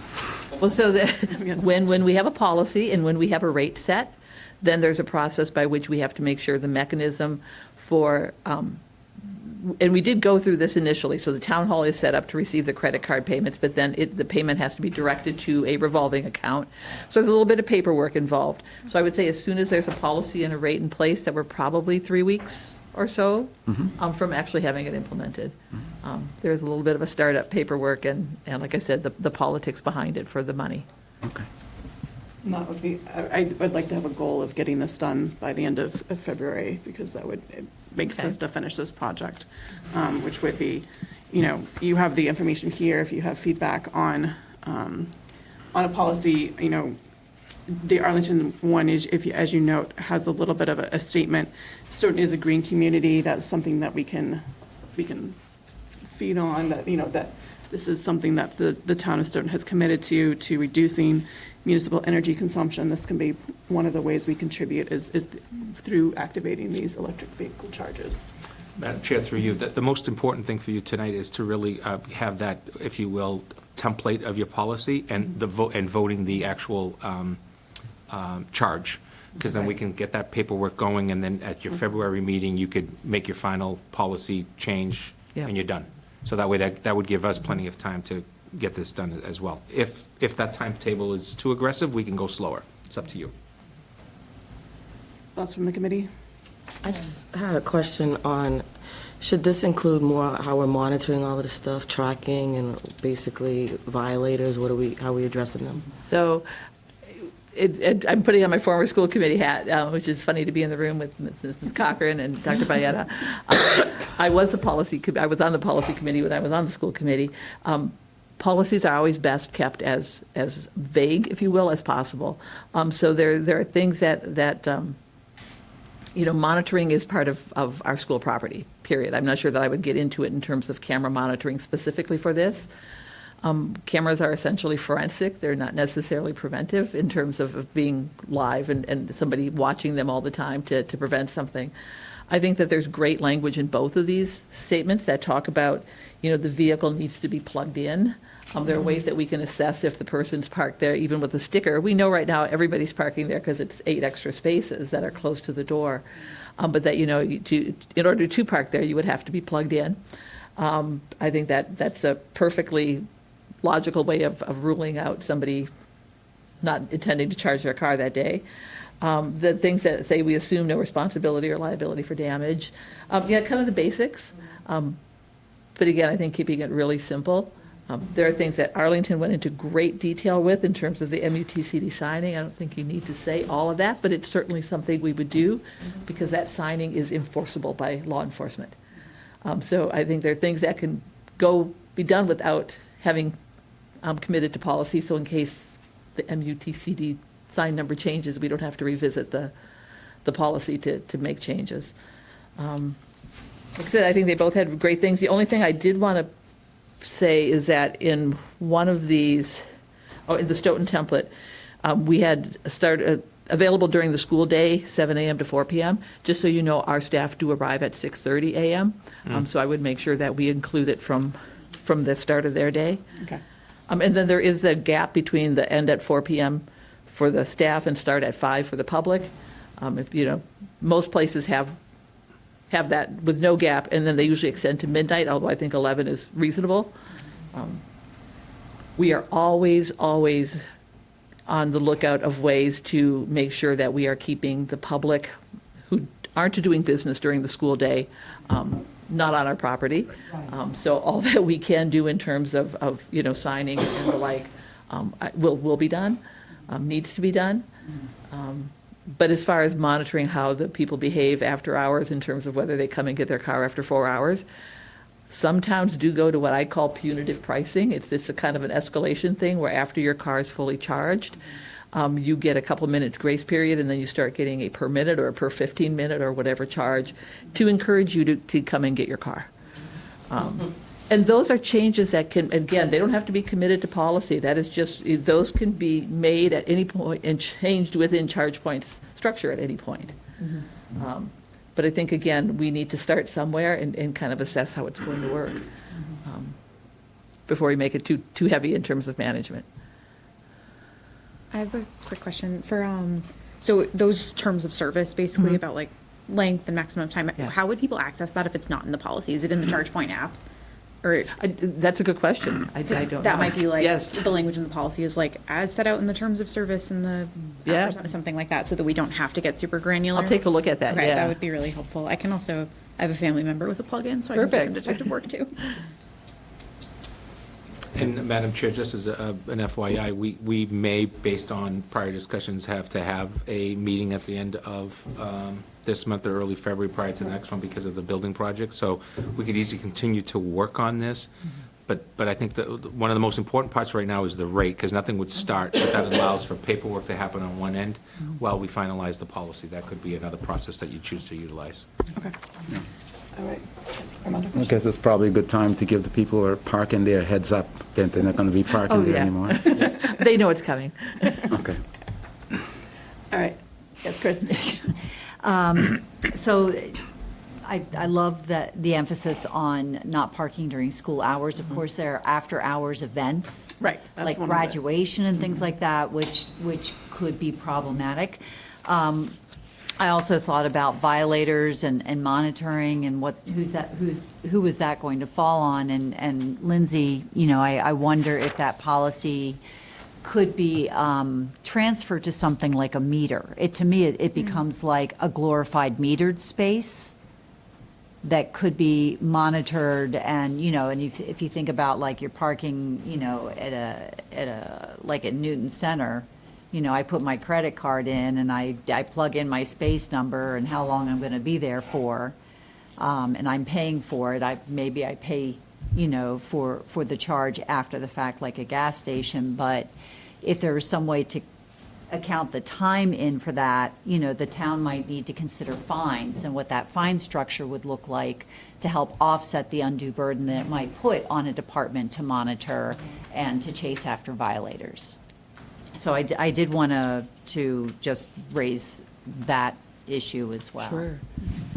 I did note that I think it's Framingham has language about public use may be restricted in the case of special events like graduation, construction, maintenance. I think we also I put like bad that. weather because, we have Sure. to be able to plow. Sure. So, but I think Exactly. it's- Like yeah. a metered space, it would Right, just exactly. be covered and say, not available or no Yeah. parking, And again, I don't know if that goes in policy or if that goes into. No, and that, I think, is a great policy statement, Right, and okay. because it leads to, there are other ways. We talk about having parking stickers for our cars. We do know that in order to do this and make it effective, we're going to have to change the parking sticker at the high school so it indicates the year, because right now parking stickers are just generic stickers.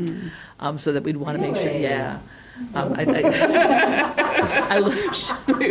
But not next, not going forward. So there are little things.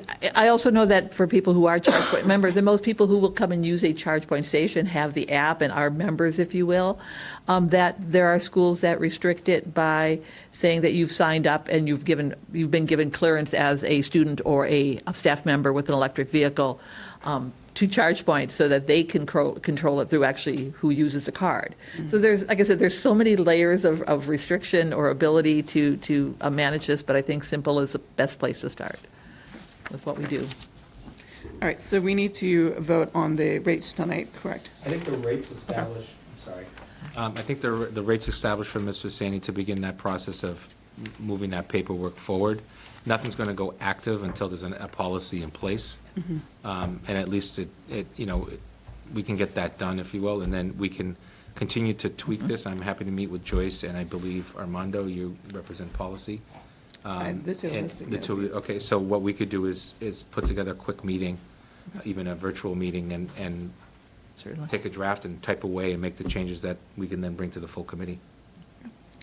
All right. Okay. So does that sound like a plan? Yeah, All that right. sounds great.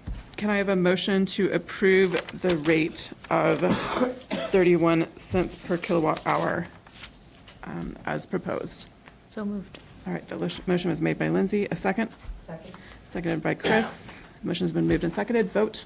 Aye. Aye. All right, so that's passed 5-0. Thank you very much, Mrs. Haney. Thank you, Mr. Sani. As I know this is timely, because Joyce is probably going to leave, this is Joyce's last meeting. So I just wanted to, I know that we're all going to be recognizing her, and she's hoping to stay on board for a couple of hours a week while we do the transition. But I just wanted to thank her, as I said earlier, not only for her, I guess, paid time in Stoughton, but also her free time as an elected member of the school board and involved with numerous things. So I've known Joyce for many, many years, so thank you, Joyce, for your efforts and everything that you've done. Thank you. Yeah, thank you. Yes. Joyce, who encouraged me initially to consider being a It was, yes. It took a few years. It usually does. Thanks, Joyce. Thank you, Joyce. Thank you. All right, the next item on the agenda is the 2024-2025 school calendar approval. Madam Chair, to you and the members of the committee, you have two options, option A and B. We are recommending option B with the changes of the dates that will clarify that early releases are all on Thursday, but also break up the weeks where there aren't a day off and then an early release on the same week. And then lastly, we are taking the advice of our student representative that the 23rd of December, we should be closed. So thank her for, I won't say her name, but for making that recommendation at the meeting. So that is the recommended calendar. Basically starts with the 3rd of September with the units, all staff reporting, the 4th, first day for 1 through 12, and then preschool kindergarten on September 5th. I don't see any changes right now, but we are considering some changes in the future to kindergarten process. But we just need a little bit more time to really talk about that and then get that out to parents. And with you folks voting, I would say we'd get a recommendation to you for the following school year so that both our staff feel comfortable with what we're doing and our expectations of that, as well as our families. And last school day that year would be the 17th. If there's a snow day, that also impacts Juneteenth, 19th, which would be an off day, which means we'd be adding up to 5 days, the 25th.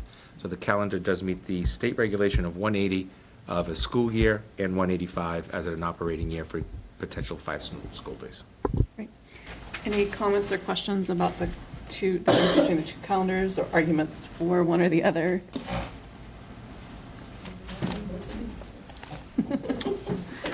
I'll make a motion to accept B. All right, we have a motion to accept school calendar B. Is there a second? Second. All right, seconded by Fabian, as well as Lindsay. It's been moved and seconded. Vote. Aye. Aye. Aye. All right, the motion is carried 5-0 to approve school calendar B.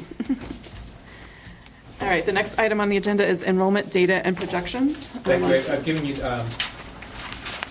you have the handout on the NESDEC, which is the first time in well over a decade that Stoughton Public Schools has been involved with getting this collection of data done by a third party using our SIMS data from the year. But it also just, I wanted to go through each page real quickly.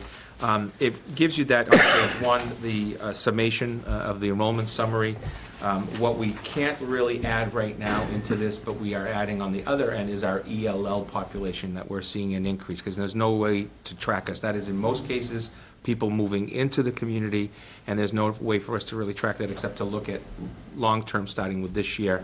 Is that 100 students? Is that 50 students? What's the churn on that? So on, where are students coming from? But you'll see that the grade 5 enrollments are projected to increase by 114 students. Grade 6 and 8, you have that small increase of 8, and then the high school 1. I can tell you right now that that's already off, just based on the enrollment numbers. On page, and I won't go through each unless you have a question, on page 4, it's really where you start to look at your projections, and this is where it's important for us as a district to take a look at these numbers and what they mean. How accurate are they over time? So next year we'll really be looking at how accurate were the projections. Were we off? Did we have a lot of students leave? Did we have another condo go up in town? All of that stuff. But you'll take a look on the first one. You'll have that it projects out through 2033, 2034 school year, where the enrollment will jump from the current 3,749 in pre-K through 12 to 4,169 in the next 10 years. There is a bubble that goes through with increases every single year, except fiscal 25 to fiscal 26. It looks like a potential drop, and we see that in the enrollment number as well. What's also important is to this number is serious concerns that you always have about building sizes, and the example is our high school was built for 1,080 students. We're at over 1,100 this year, and we are projected in 2033-34 to be at 1,377. That's 300 plus more students than the building was built for. So that tells you about the demographic shift that is happening within our student population of younger people moving into town with young families. So our projected enrollment over this time is a positive 11.5%. There's very limited communities in that area, except for some of our larger cities that actually can speak to that. You'll see in the Hockomock, the Milfords, the Attleboroughs are very consistent. You look at the other districts, they're actually going with some declining enrollment. The other one that I wanted to have you take a look at is towards the end of the handout is the page, and I apologize, page 10. Page 10 provides us the single-family building permits that have been issued for as of the date of the report. So for 23, it was 9. Prior year, we had 11. Going back to 2020, we had 28. You'll see there's a change. We're seeing more multi-unit units. So we had 21 and 22, 0 up to date when this was done.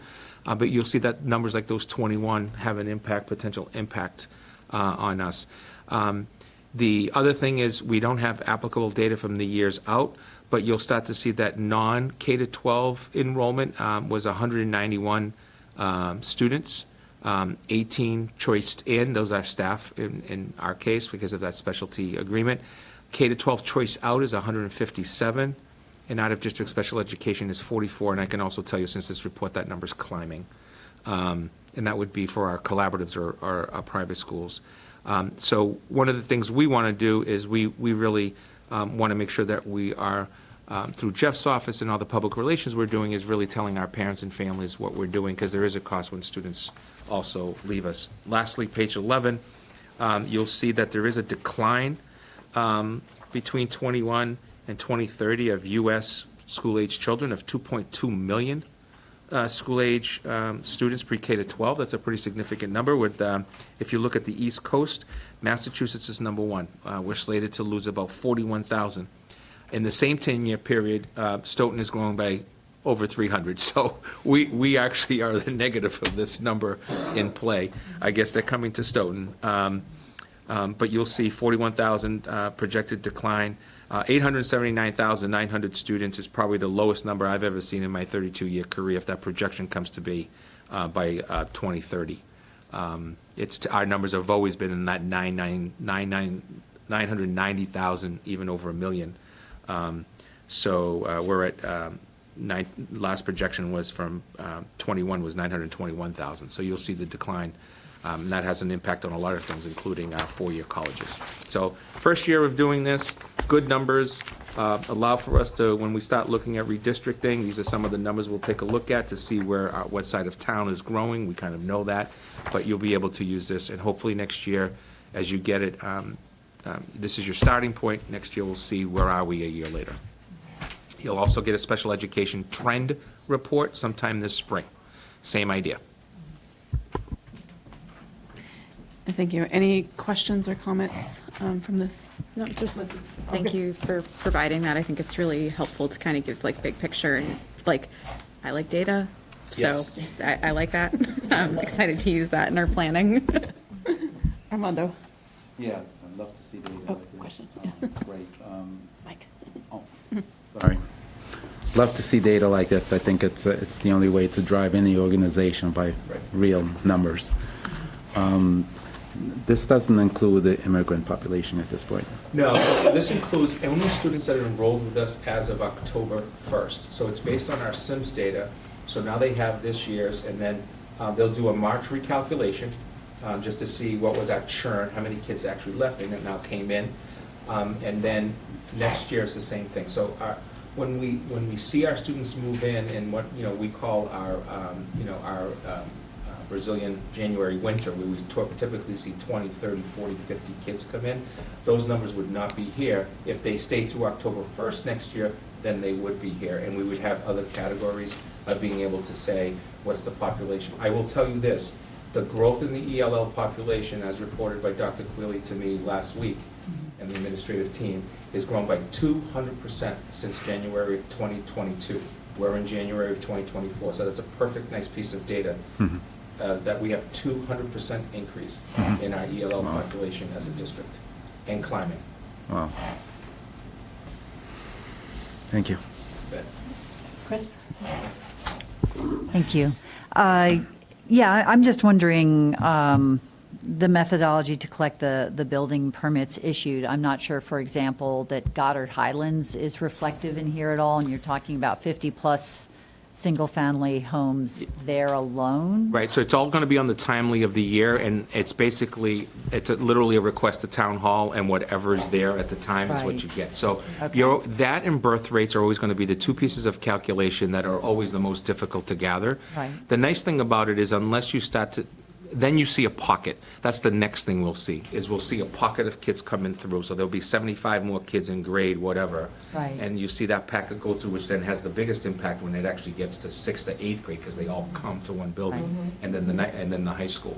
Yeah. Um, Because and when a then- permit is pulled is not necessarily when the family is going to move in. That is correct. And then what happens in my last district and other districts that NESDEC has been utilized, typically what happens is we'll see that when that was actually done, when it actually opened and actually enrollment. Stoughton's a perfect example of that. There was a huge worry about that the Stoughton was going to have a huge influx. It's had a good influx of students, but not the impact that was originally discussed a number of years ago when the permits were pulled and it was actually opened. We are starting to see more and more families there, especially in the morning walking across from the Hanson.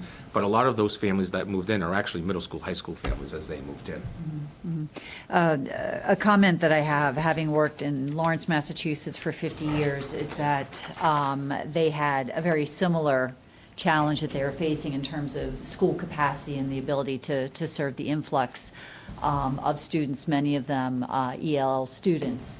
One of the never really marketed assets of that is that in an aging and a silver tsunami of New England and Massachusetts, Lawrence is one of the youngest cities in the state. Yeah. And so I think that creates an opportunity for the district and for the town to think about creatively growing our own in terms of a talent pipeline now and putting in plans to reach them in middle school and then in high school, and to let them know about the employment opportunities available in the education sector and in the public sector. Yeah, and I think, and Chris, to your comments, I think that's great, because one of the things that Stoughton has started is this very simple municipal agreement with the schools, where the kids are going to see what a municipal job is, right? And we're including teachers in that, fire department, police department, accounting, all the different departments, DPW, you name it. And because I'm not sure that kids today really know it and know that there are some significant long-term positives of, a good steady job with, a pay increase, generally not huge, but, get by. You can put food on the table, you can pay your bills, you can go on vacation, and then get to the golden goose, which for us is always the retirement. To me, that's the way. The other part, to your point, that I think is critical, and this is the part that I want to do some more digging on, is we do see those demographics of those major cities, if you will, and the younger communities, which, by the way, also means there's a longer stay, because our churn right now is about 7%. Which is actually, for a size district like us, is pretty good. It's within normal, if you will, versus a lot of cities, our gateway cities, for example, are 10, 15% constant turnover of students within the district. Just a quick question, wondering, not that you can predict the future, but how much of an impact would the building project and redistricting have on this? Yeah, so you just hit the other important one. So the guidelines of the MSBA, thank goodness, and their support, so this is all about being positive, is that the MSBA also gives you, based on data, what the size of your school will be. And clearly, We know from the high school project, I know from the other projects I've worked on, 3 different projects, renovations and additions, that when you build, they do come. But that's not the philosophy of the Commonwealth, right? They have to be able to share the wealth of as much as they can with these grants and make it affordable and so on. So the issue for us is going to be, and I think I can say this, the issue is as we look at the data and we look at our buildings and we look at this new project, we're redistricting no matter what. I want to be very clear. We are redistricting no matter what. So if the taxpayers decide not to go with a new building project, we are still redistricting. Because the number of programs that we are running as a district is either to send students out of district when they belong to go out of district, because that's the best place for them to go. But our project is really, our future really is having our own students in Stoughton stay within our own programs in Stoughton.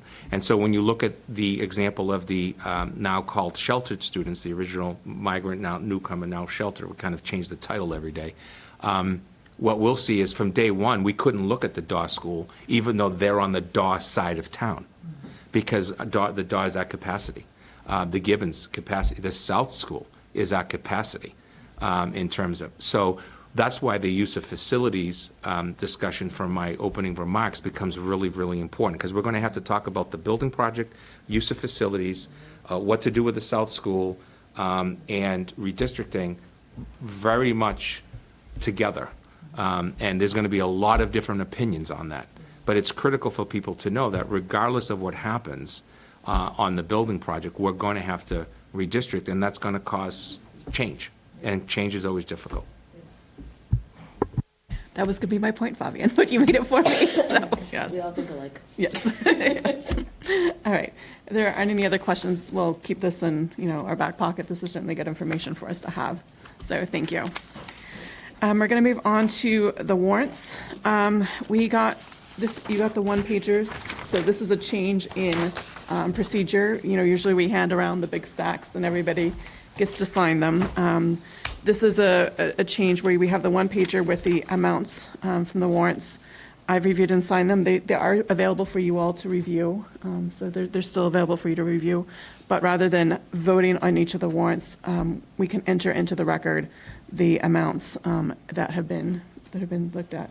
Are there any questions before we, on the procedure, on the warrants themselves? I know this is a little bit of a change, but we've, this is kind of the change that we've asked for, to have these one-pagers summarizing them, in the hopes that in the future, there's more transparency. We can say, why is there a big jump on one of these warrants? Why is there a big dip? That sort of thing. Break it down further for that transparency.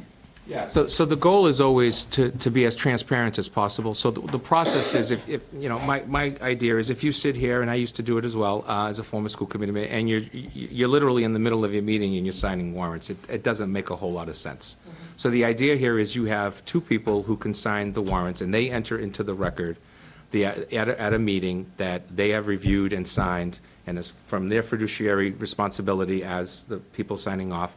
They don't see any issues and they've approved them. That doesn't stop any school committee member or anybody from the public actually from reviewing it if they so choose. Long term, what I would like to do is talk to the business office about how we can keep these warrants and really take a look at how different they are. And a perfect example that I'll use, and I believe you brought this up, Armando, is the issue of, we used $26,000 for heat. I'm using this as an example, 1 month, and then it was $35,000 the next month. But by the way, we were closed for 2 weeks, so how come did it cost more? Well, maybe it was because we kept the building at 55, 60 degrees the entire time, because we didn't want any broken pipes, because we knew it was going to be cold. So the other part of it is that I think is important is, during your time, you can come in at any point and review not only this one that's been signed and bring up issues if you think there are issues, but you can do it if you so choose as well. So those are the options. It's up to you. Yes, sir. We have a different option.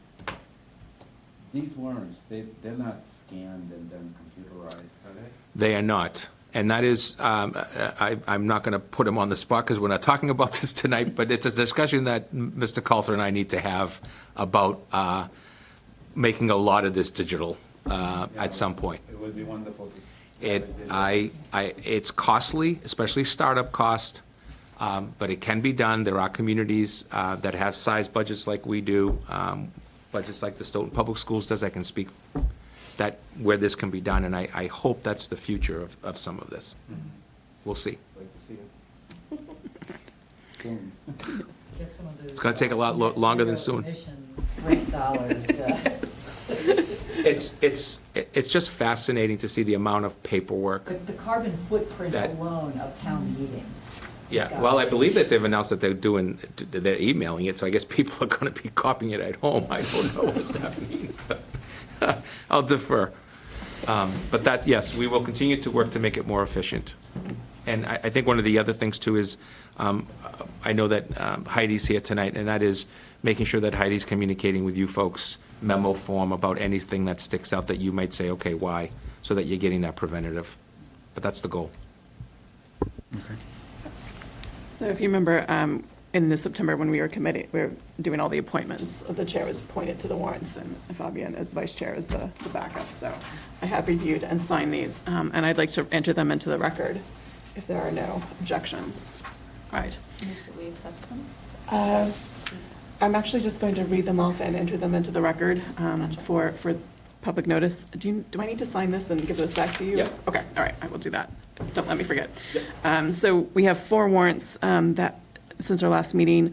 Warrant number 24-30S from 12/15/2023 was the amount of $1,159,163.30. Warrant number 24-31S from 12/22/23 was in the amount of $513,254.26. Warrant number 24-32S from 12/29/23 was in the amount of $465,026.86. And the final warrant, 24-34S from 1/5/24, was in the amount of $227,480.81. So I have reviewed and signed them for approval. All right, so that's, again, if you have any feedback on the procedure, please let me know. Again, trying to make this transparent and also provide you, still allow you guys to get a chance to look at them, hopefully in a little bit more of a time when you can look through them and actually make notes on them. Next is acceptance of minutes from December 12th, 2023. At this time, I'd like to ask for any amendments to the minutes from December 12th, 2023. I do have one. I wanted to note for Michelle Goby, under also present for administration, to add her title, Assistant Director of Finance and Operations. Correct. Okay. I just want to make sure that she has her full credit. That was it for me. Any other? Under number 3, superintendent update. The first sentence, Dr. Joseph Bayard, said the new hires were broken down by who was receiving health insurance and compared with the town. And then it starts with his update to his goals at the Standards and Indicators Committee. It just doesn't flow. Okay. I just don't know what the purpose was for the first sentence. Can we bullet these? Yeah, so the first sentence is I given the committee the November breakdown of health insurance that we had of our employees, Maybe we because should add that. working with the town, we'd gotten information. Yeah. Okay. And then these should probably, superintendent's report should probably just be each a bullet, because some Bullet, of them, okay. they stand Yeah. for each. Correct. They're separate from each other, even though Correct. they're the same presentation. Okay. Correct. All right. So I'll make the note to the recording secretary to just make those as bullet points. And then it says you're supposed to have an entry plan for us in January? It'll be February. Like, where is that? Yes, you just. Okay. Say that out, boss. Okay. All right, so, yes, that, he did say last time in the minute in January, so. All right, any other amendments, Chris? Yeah, just point of clarification on page 4, under joint cost review, paragraph starting Chair Catherine Weiss. Said joint costs first came up during the healthcare crisis. I think joint cost discussion, Okay, and are we talking about, when we say healthcare, are we talking about that would be healthcare insurance crisis? Are we talking about the pandemic, the, COVID the crisis? insurance. Okay, because that's Yes, super okay. confusing. Yes. Yeah. That is probably, yes, all right, so I will make sure. So the discussion first came up during the health insurance crisis last year. Let's put that in. Yeah, thank you. All right. Otherwise, it sounds like we had like an outbreak of rubella or something. Please, no, no. Dysentery. No, please. I have a quick edit on page 6 under other matters for the Pilgrim Area Collaborative update. Just to clarify, it says Ms. Lindsay Kreckler said the Pilgrim Area Collaborative met last week and accepted so it should be accepted the 2024 audit from the new auditor. Okay. And I think that's it. Just wanted to clarify. It was a new auditor, but Okay. the important part is the audit itself. Okay. Yeah. And it's 2024, not 2023. Yeah, 2023. My bad. Yep. Right. 2023. Amend the amendment. Yes, all right. Okay. All right, if there are no more, can I have a motion to approve the minutes as amended? So moved. All right, I'll give it to you, Fabian. Second? Second. Second, Chris. All right. Motion's made and seconded. Vote? Aye. Aye. Aye. All right, motion's carried 5-0. I know, we're getting a little, punchy here, we gotta finish up. All right, we have FY '25 budget and articles. We're still waiting for House 1 numbers. That's gonna affect things, we don't know where things stand. Dr. Bayeda, I don't know if you have any. Yeah, so in continuing to work on the budget that went forth and with the, and Mr. Coulter's here tonight, and with the select board voting next week, there's a lot of concern about our budget. I understand the number, and I've gotten plenty of feedback from different folks, but I do think this warrants a couple of general comments from us. And one of the things that's really, really important is the rumor mill around this stuff is always Stoughton-like, and I can say that as a former school committee member and town meeting member and resident, and now I sit as your superintendent. And so I'll refrain from some of my personal thoughts and keep it to the professional. The budget that we worked on was a budget that does not carried over $278,000 in ERSA money from fiscal 24 that I became responsible for to fiscal 25. Everything else has been taken out that I know of. Okay, so I want to make sure that that's out there on the record. The second part that I think is important is we are not looking, I will not be recommending to the school committee, and I do not believe this school committee has any intentions, has not spoken about, has not collaborated about, has not had a coffee hour about, or any of those things around wanting to make this a town versus school situation where we're looking to, in any way, shape, or form, take money from a worked out balance of the town side that I've seen myself, and you can have different opinions of it, but as a superintendent, I'm responsible for this budget, and so what we're putting forward is what we believe is the budget that we need, and I'd like to make sure that we're very honest and to the point. We are not asking for a Prop 2.5 override. We are not seeking to, in any way, shape, or form, ask the select board to take money to balance our budget on the backs of their hardworking municipal employees that we all support as citizens of the community. To that end, the EL, special education, and social emotional issues within our district are real.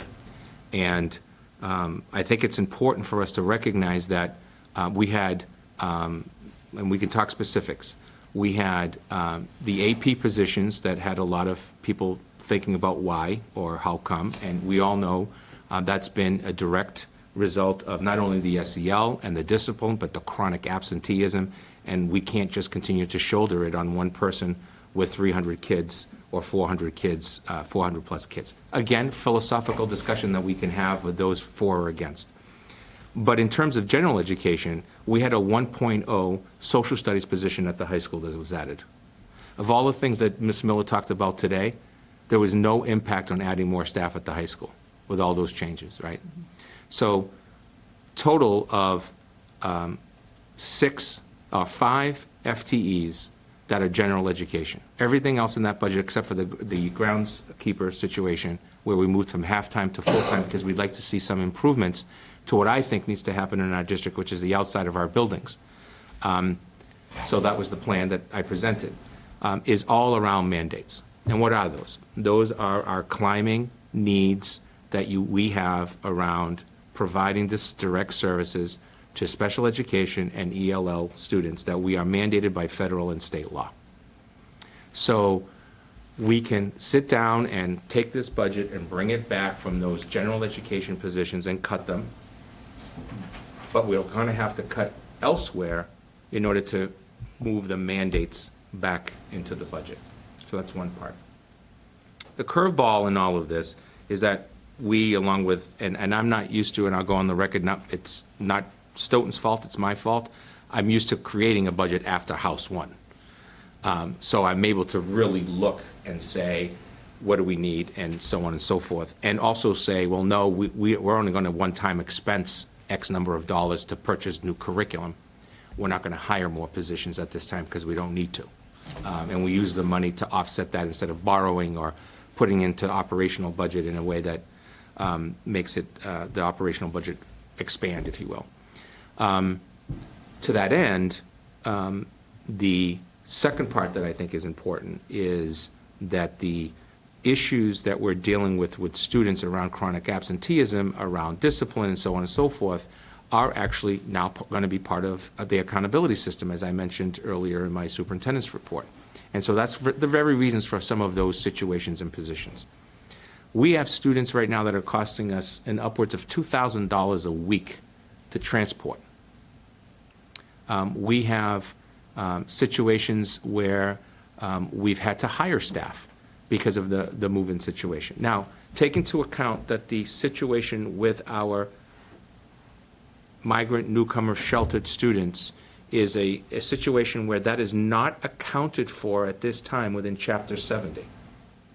That is a separate account that the state says it's going to fund. We should be getting a first round of checks any day now. We don't know what that means because we've never had student funding come in based on students in and out.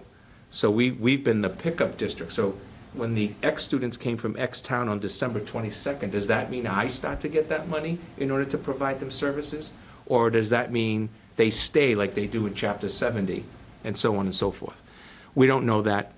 We have not accounted for those students within this operating budget for next July 1st, but yet we don't know if they're actually going to be here or not. Right now, more than likely they're going to be here is what we're hearing. There is no, we're not seeing a plan for the next steps in that. So when we look at this budget situation that we have, that's pretty significant, I know.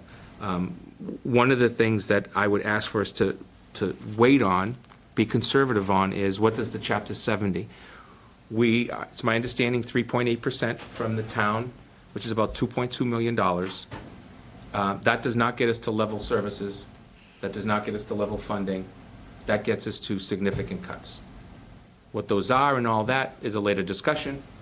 That's the reason why Chapter 70 is important from two perspectives.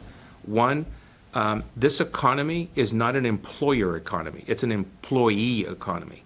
I do not want to cause chaos with my staff about how many people I'm cutting starting tomorrow. I've had to do that, and I've lost good people in prior positions, and it's not good for the district. As you know, we've already lost 89 people over the last 2 fiscal years, beyond less than 20 that was retirement, people that left for a number of reasons, including salary, working conditions, so on and so forth. So we're trying to improve all of those. SOA. SOA is incredibly important to Stoughton, Massachusetts, for a number of different reasons. The first and foremost is that, unlike the community I came from, Stoughton is the 26th highest recipient of per pupil expenditure in the SOA money that came in for fiscal 24.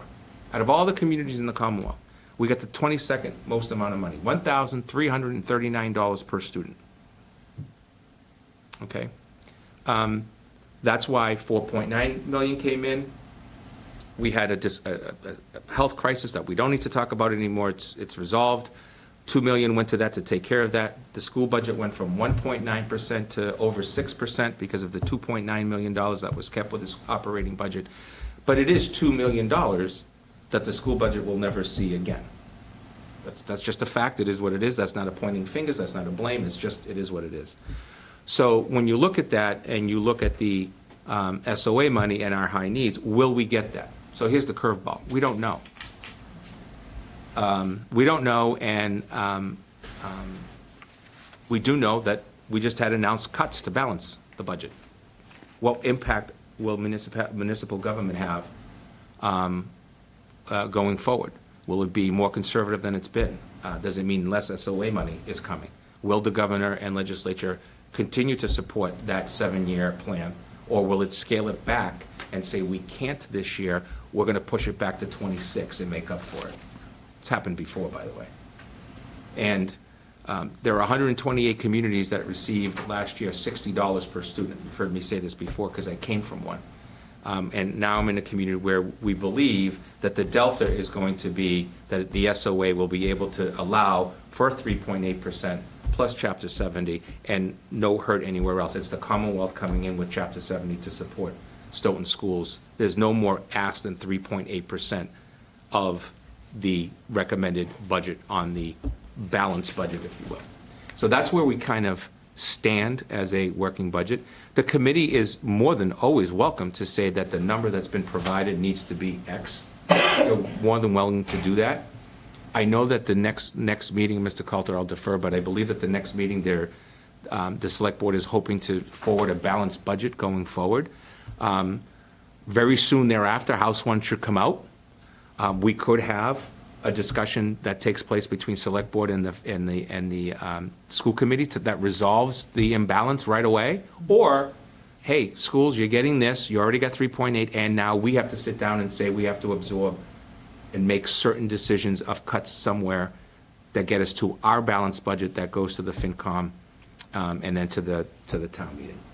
What we can't afford to do is move a supplemental budget to the fall town meeting. That would be disastrous for us, because that would mean either we have people leave or we have what I call the wink-wink factor, which is, okay, we're not going to pay transportation for the year until special town meeting, because special town meeting is going to give us the money. That's not a chance that I'm willing to take. It's the committee's perspective, but there'd have to be a lot of people in the room, because town meeting is town meeting. They have the right to say yes or no to that, and I'm not sure that that's the best way to govern. So that's kind of where we stand. Added to that is the number of kids going out of district. And you'll get a quarterly report next month. It's in your packet tonight, but I think we're going to talk about it next month. That talks about how much money we still have. Hopefully the state funding comes in for the sheltered families that we are supporting sooner than later. I am very worried, and I did put forward, as you know, and you supported a supplemental budget for fiscal '24, not because I'm worried about other things, except what happens if the payment from the state doesn't show up in May for the sheltered students, and we need a balanced budget by the end of the year, and so on and so forth. That will require potentially, and Heidi and I talked about this earlier, that would require myself, Mr. Coulter, the select board, and yourselves to all get together and say, okay, let's supplement this, because that's the money that we're short on for the sheltered students. When the money comes in, we're going to turn around and we're going to back pay the town, if you will, because the money was just for that. It wasn't Chapter 70 money. It was just so-called grant allocation at $104 per student. We've made every phone call that you can think of to try to get that money moving in the right direction, and we're hoping to continue to push folks to do that. I'll end with one quick story about competition, which I know is something that we've talked a lot about with the market and so on and so forth. We are currently paying a third party between $45 and $55 an hour for positions that we can't fill for people who make $15 to $18 an hour. Just think about that for a second. And so that is the very reason why we have to increase salaries in certain positions, in order to not have to do that. And the turnover in those positions is significant as well. So you have transportation, you have personnel, you have special populations that we want to make sure we are taking care of the Stoughton way and the way that we do it and the right way. We have those students we need to support to go out of district, and we have a budget that is a significant increase. That's the best I can give you right now. Willing to continue to work with the town and the select board And as we get better information, being able to say, okay, we got this number here, we got this number here, this is our total, now we have to go back to the drawing board and balance our budget. And if it's the percentage, it's the percentage. If the state only gives us 1%, then we got 4.8, and we got to figure it out. That's what we're down to. And it's important for, and since Mr. Coulter's here, because we communicate on a regular basis, it's really important for the select board and the school committee and all of us working to try to go in the same direction to say, we're willing to be part of the solution here. We just want to get some of the facts to us so that we can provide the right information. That's the way I work. That's the way I like to work. It's not easy. I wish we did things a little differently. We're not ever going to probably be able to do that. But Stoughton's taxpayers deserve the money that the Commonwealth is coming forward with, which for years it has not gotten their piece of the pie. Recently it has. And SOA is about high needs, low income, ELL, special education, transportation. And instead of putting it all on the back of the local tax, it's bringing in a new formula of state funding. It's a corrective play. And I'll give you a perfect example. As you know, I came from a community that is considered an ability to pay. We got $60 per student, $120,000 increase on a $2.1 million ask. So literally it became a local discussion about where does the money come from. And cuts had to be made and balanced budgets were voted. But it was difficult. So. I also want to add that, this budget does not represent funds that have mysteriously vanished into the ether, that this does not represent any sort of mismanagement or deficit. It represents these real needs that we have. Remember, for a percentage above net school spending, the net school spending is our foundation budget. It's not a goal to work towards. It's really the bottom floor. That has been raised. It was raised $5.5 million in FY23. It was raised $6.3 million in FY24. That's one of the reasons that we've seen the increase in Chapter 70 and SOA funding. But because of the way that we've had such conservative budgets the past 2 years, providing level services with just a few exceptions, we went from a 30% above net school spending 2 years ago down to 17% in 2 years. And one of the goals that we have to have as a school committee is to get back above 20% to allow us that flexibility to maintain all of our programs. And we have really great programs in this town that supplement the mandates that we offer our students. A lot of them feed into the social emotional learning, a lot of the triennial plan that we have. So it's really important that we get above that. We can't do it in 1 year. It's going to be a multi-year process. But that's something a goal that we need to work towards, and certainly something that we have to keep in mind as we move forward. Madam Chair, that's a great point. Thank you for bringing that up. I think it's really important for all of us to recognize how the formula works, and it really comes down to, everybody's at 100, right? You're getting your basic, and communities make decisions around how do we make sure that we are spending X number of dollars at X community where they say $22,000 per kid is what we're going to spend, and so we're going to increase the budget every year that amount. And then you have the difference. The difference is always the special populations, right? And again, that's a positive statement. That's not a negative. That's a positive statement. And so what happens is when those costs go up, there's a direct impact. And that direct impact, unfortunately, is out of our control when I don't have a single bus of minivan I can go to, except when the guy and the gal says to me, well, that's $55 per student per day, which is what we're now this is a different story, but our shelter students are costing us $55 per day per student to go from the Sinester to one of our schools. That's the best rate we could find. Now we're working on a different rate to try to get a yellow bus in, and we think we have a lead on that. That will bring the cost down significantly. But, we could be at that rate for 180 days. You're talking about, if they had been 180 days, you're talking about a $750,000 line item. We spend just over $1 million in our general busing for 1,400 kids. So we know it's the economy of what's happening and what's available to us that is driving some of this. And we have contract obligations. We have settled contracts, and one contract that we're hoping to settle, that is, the money is within that budget.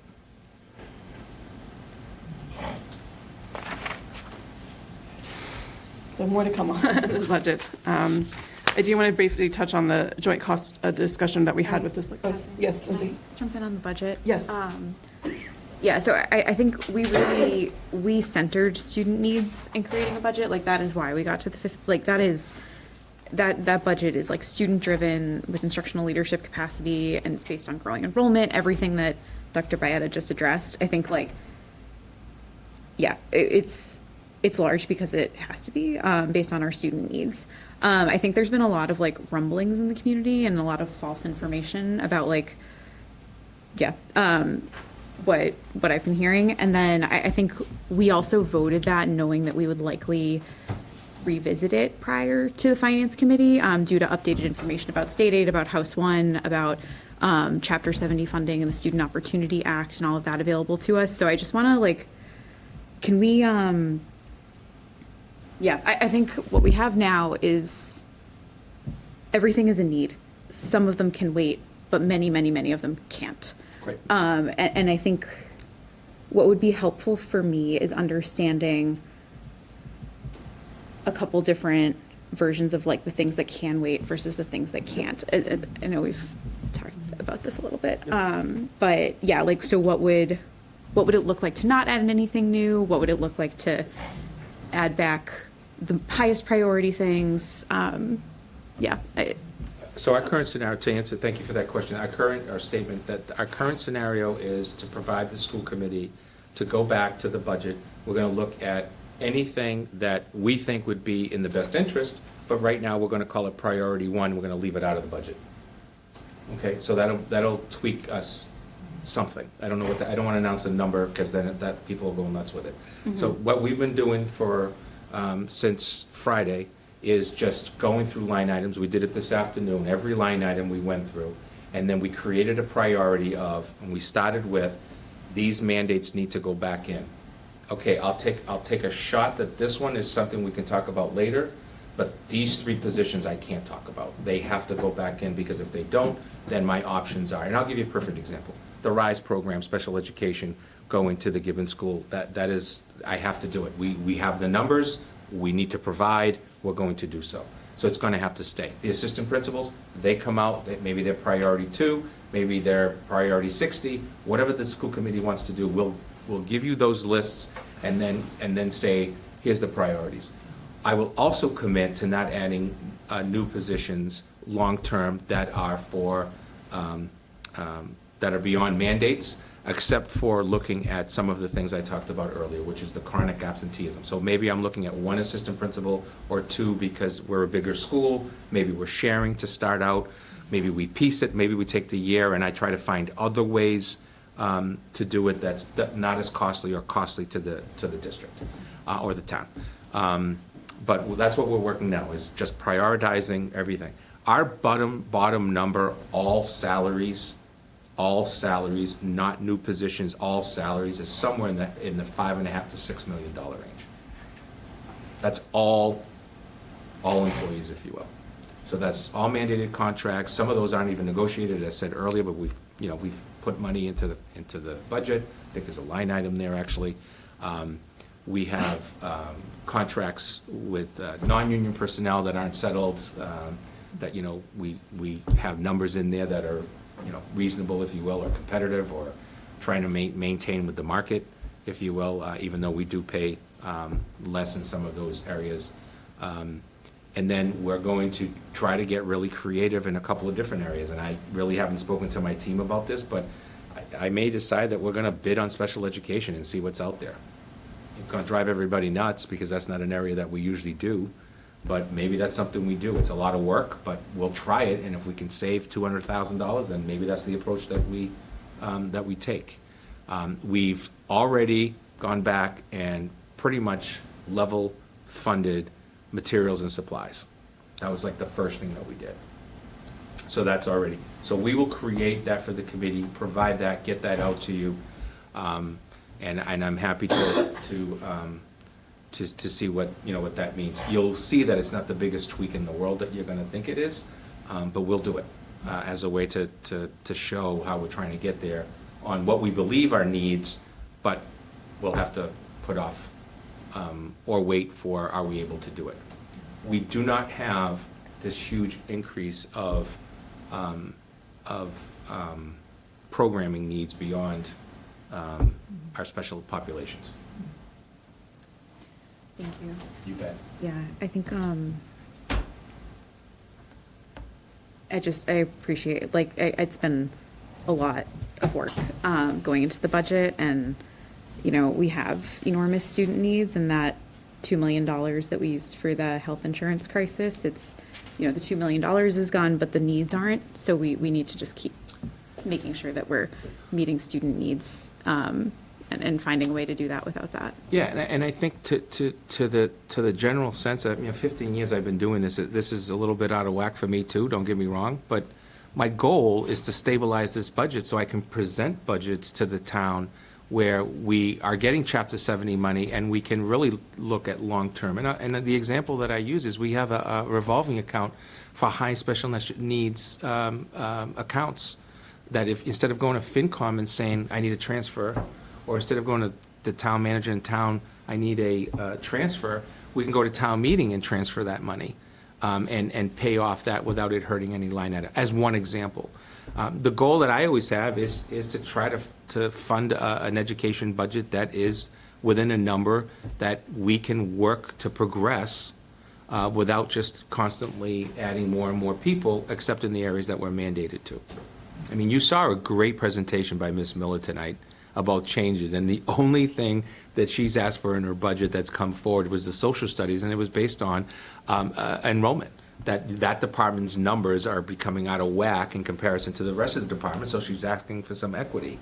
But all the changes to the curriculum and instruction and the portrait of a graduate are fully aligned without any request for more staffing. It's just a different way of doing business and tweaking it with a growing enrollment. So. Thank you. Yeah. I just want to add that Stoughton does a lot with very little that not very little, but we are able to do so much. I'm always amazed how much we're able to do with what we have. And Chris? Two things. Just a point of clarification.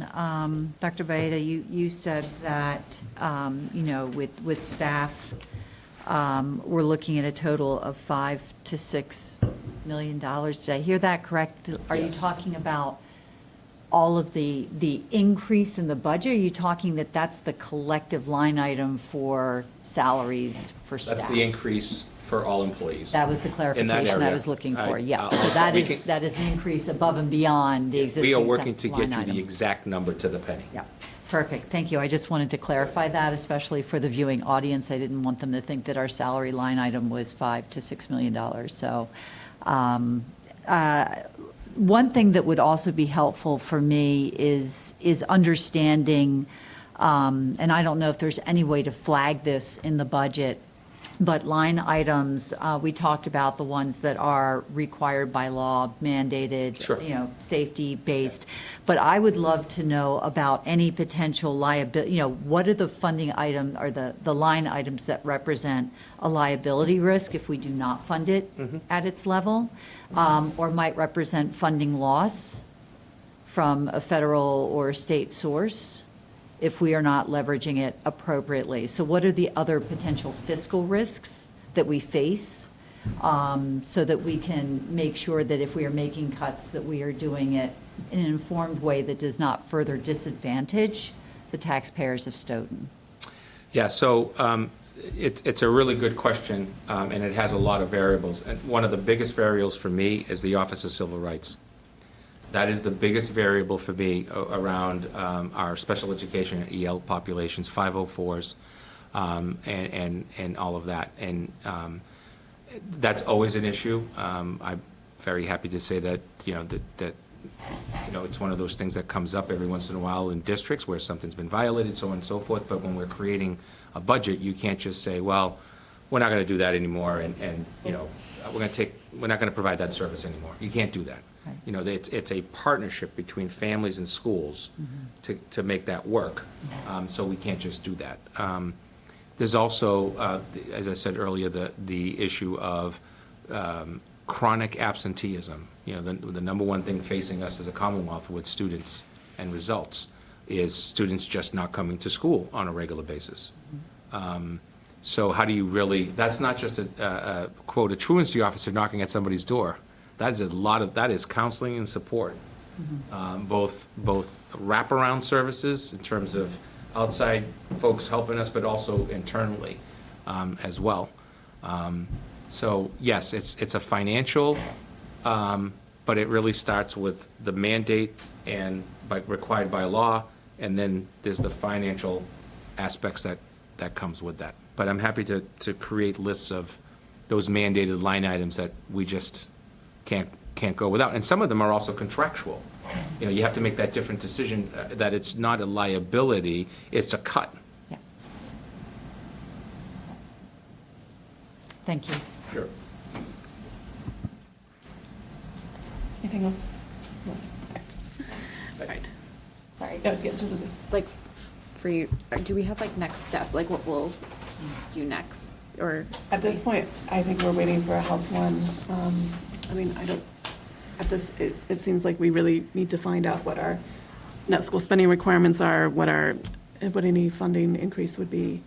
Until we know then, it's going to be very difficult to do I know that Dr. Bayeda and Heidi and Ms. Perkins are putting together a lot of information for us to consider as we move forward. Yeah, and we're going to be sharing that with you ASAP, just getting it out to you, and then from there, if there's a need for an emergency meeting, we need the 48 hours notice.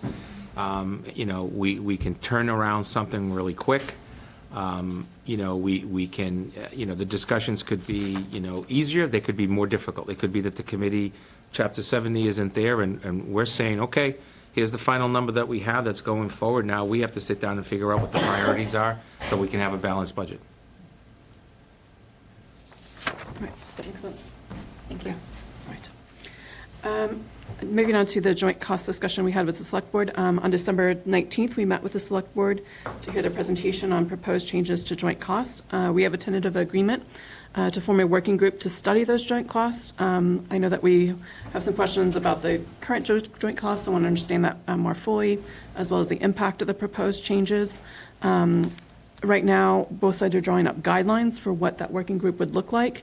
The people to be included, I know we proposed chair and vice chair. We want to discuss the scope, the timelines.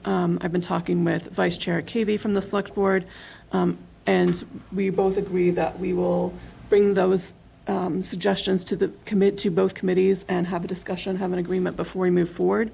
And so if you have suggestions about what that working group should look like, who should be on it, scope, timeline, that sort of thing, let me know, and I'll put something together and bring that to you before we bring that forward. Yes. Yeah, I think that's a great plan, and I know that Mr. Coulter has been part of putting that plan, because we've talked about how Mr. Cavey is leading the Select Board, you're leading the school committee.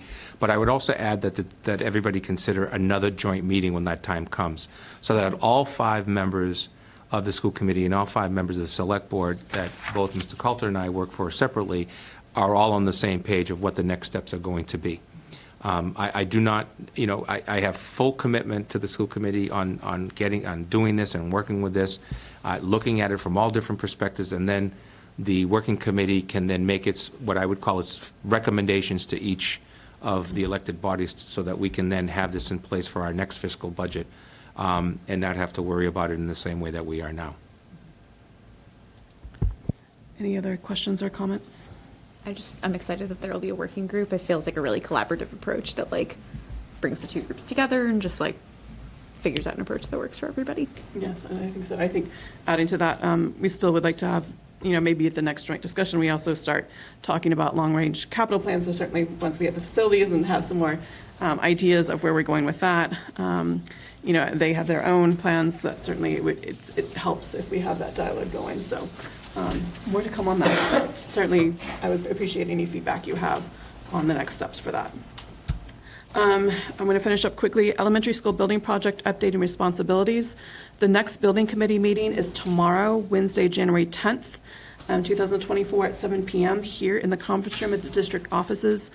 Virtual attendance option is available. That has not been posted as a joint meeting. One of the main things we're going to be discussing is talking about how we're going to put this up to bid. And so it's certainly very interesting and important, but the next big meeting is going to be the one in the February 14th at 7 p.m. when the building committee will have the cost estimate and discussing that, because that's going to set the budget for the project. So that's a really important one. I do want to highlight that there are going to be virtual community forums later this month. Those are going to give a project status and a design update. So some of the information that you saw in the December meeting, Armando, and to give the public a little bit of an update on where we are. Those will be on Thursday, January 25th. One is going to be at noon and one is going to be at 7 p.m. The intent will be both will cover about the same material, but hopefully that some parents might be able to listen on their lunch hour. Other parents might be able to listen in at bedtime. Certainly, we welcome all community members to listen to those. There will also be an in-person community forum after we get the cost estimate. That will be the end of February. That's still to be determined, location and time. We're considering another public space other than the schools in the hopes of reaching more community members. One thing we need to talk about with the building committee as well as here is the possibility of adding another meeting for us in February, because the building committee will be talking about the cost estimate after our meeting on the 13th. We would like to have a meeting with the project team to present the cost estimate to us. They will be submitting the what was the title for this? The schematic design to the MSBA at the end of February. We should take a vote. We don't need to take a vote on the schematic design for it to go forward, but it's really helpful for the MSBA and for the town as we move forward on their votes to show that we have heard the cost estimates, we've heard the update on the design, we understand where the project is going, and we support it. So that's something we're talking about, maybe having that last Tuesday in February, which would be the 28th. Having a meeting and just focus on that. Hopefully it would not be as long as this one, but get going to have that. So that's something to be discussed. Any questions on building committee? Yes. Just some observation. The middle school's having a winter concert at the high school tomorrow, Yes. which conflicts with the building committee meeting. So if people wanted to watch it or so on, they probably will rather watch the kids. Yes, yeah. Well, it will be recorded, so we'll post it on Snack. So it will be recorded for those who will not be able to see it or to attend the virtual option. So yes, they can watch it when they get home for the concert. So, all right. Any other matters right now? All right. Our next regular meeting is Tuesday, February 13th at 7 p.m. Here in the school committee conference room at the district office. Can I have a motion to adjourn? So moved. All right. This motion was made by Chris, second. Second by Fabian. It's been moved and seconded. Roll call vote. Aye. Aye. Aye. All right. The meeting is adjourned. Oh, my goodness. Yeah, my poor babysitter. 9:42 p.m. Thank you all for coming and good night.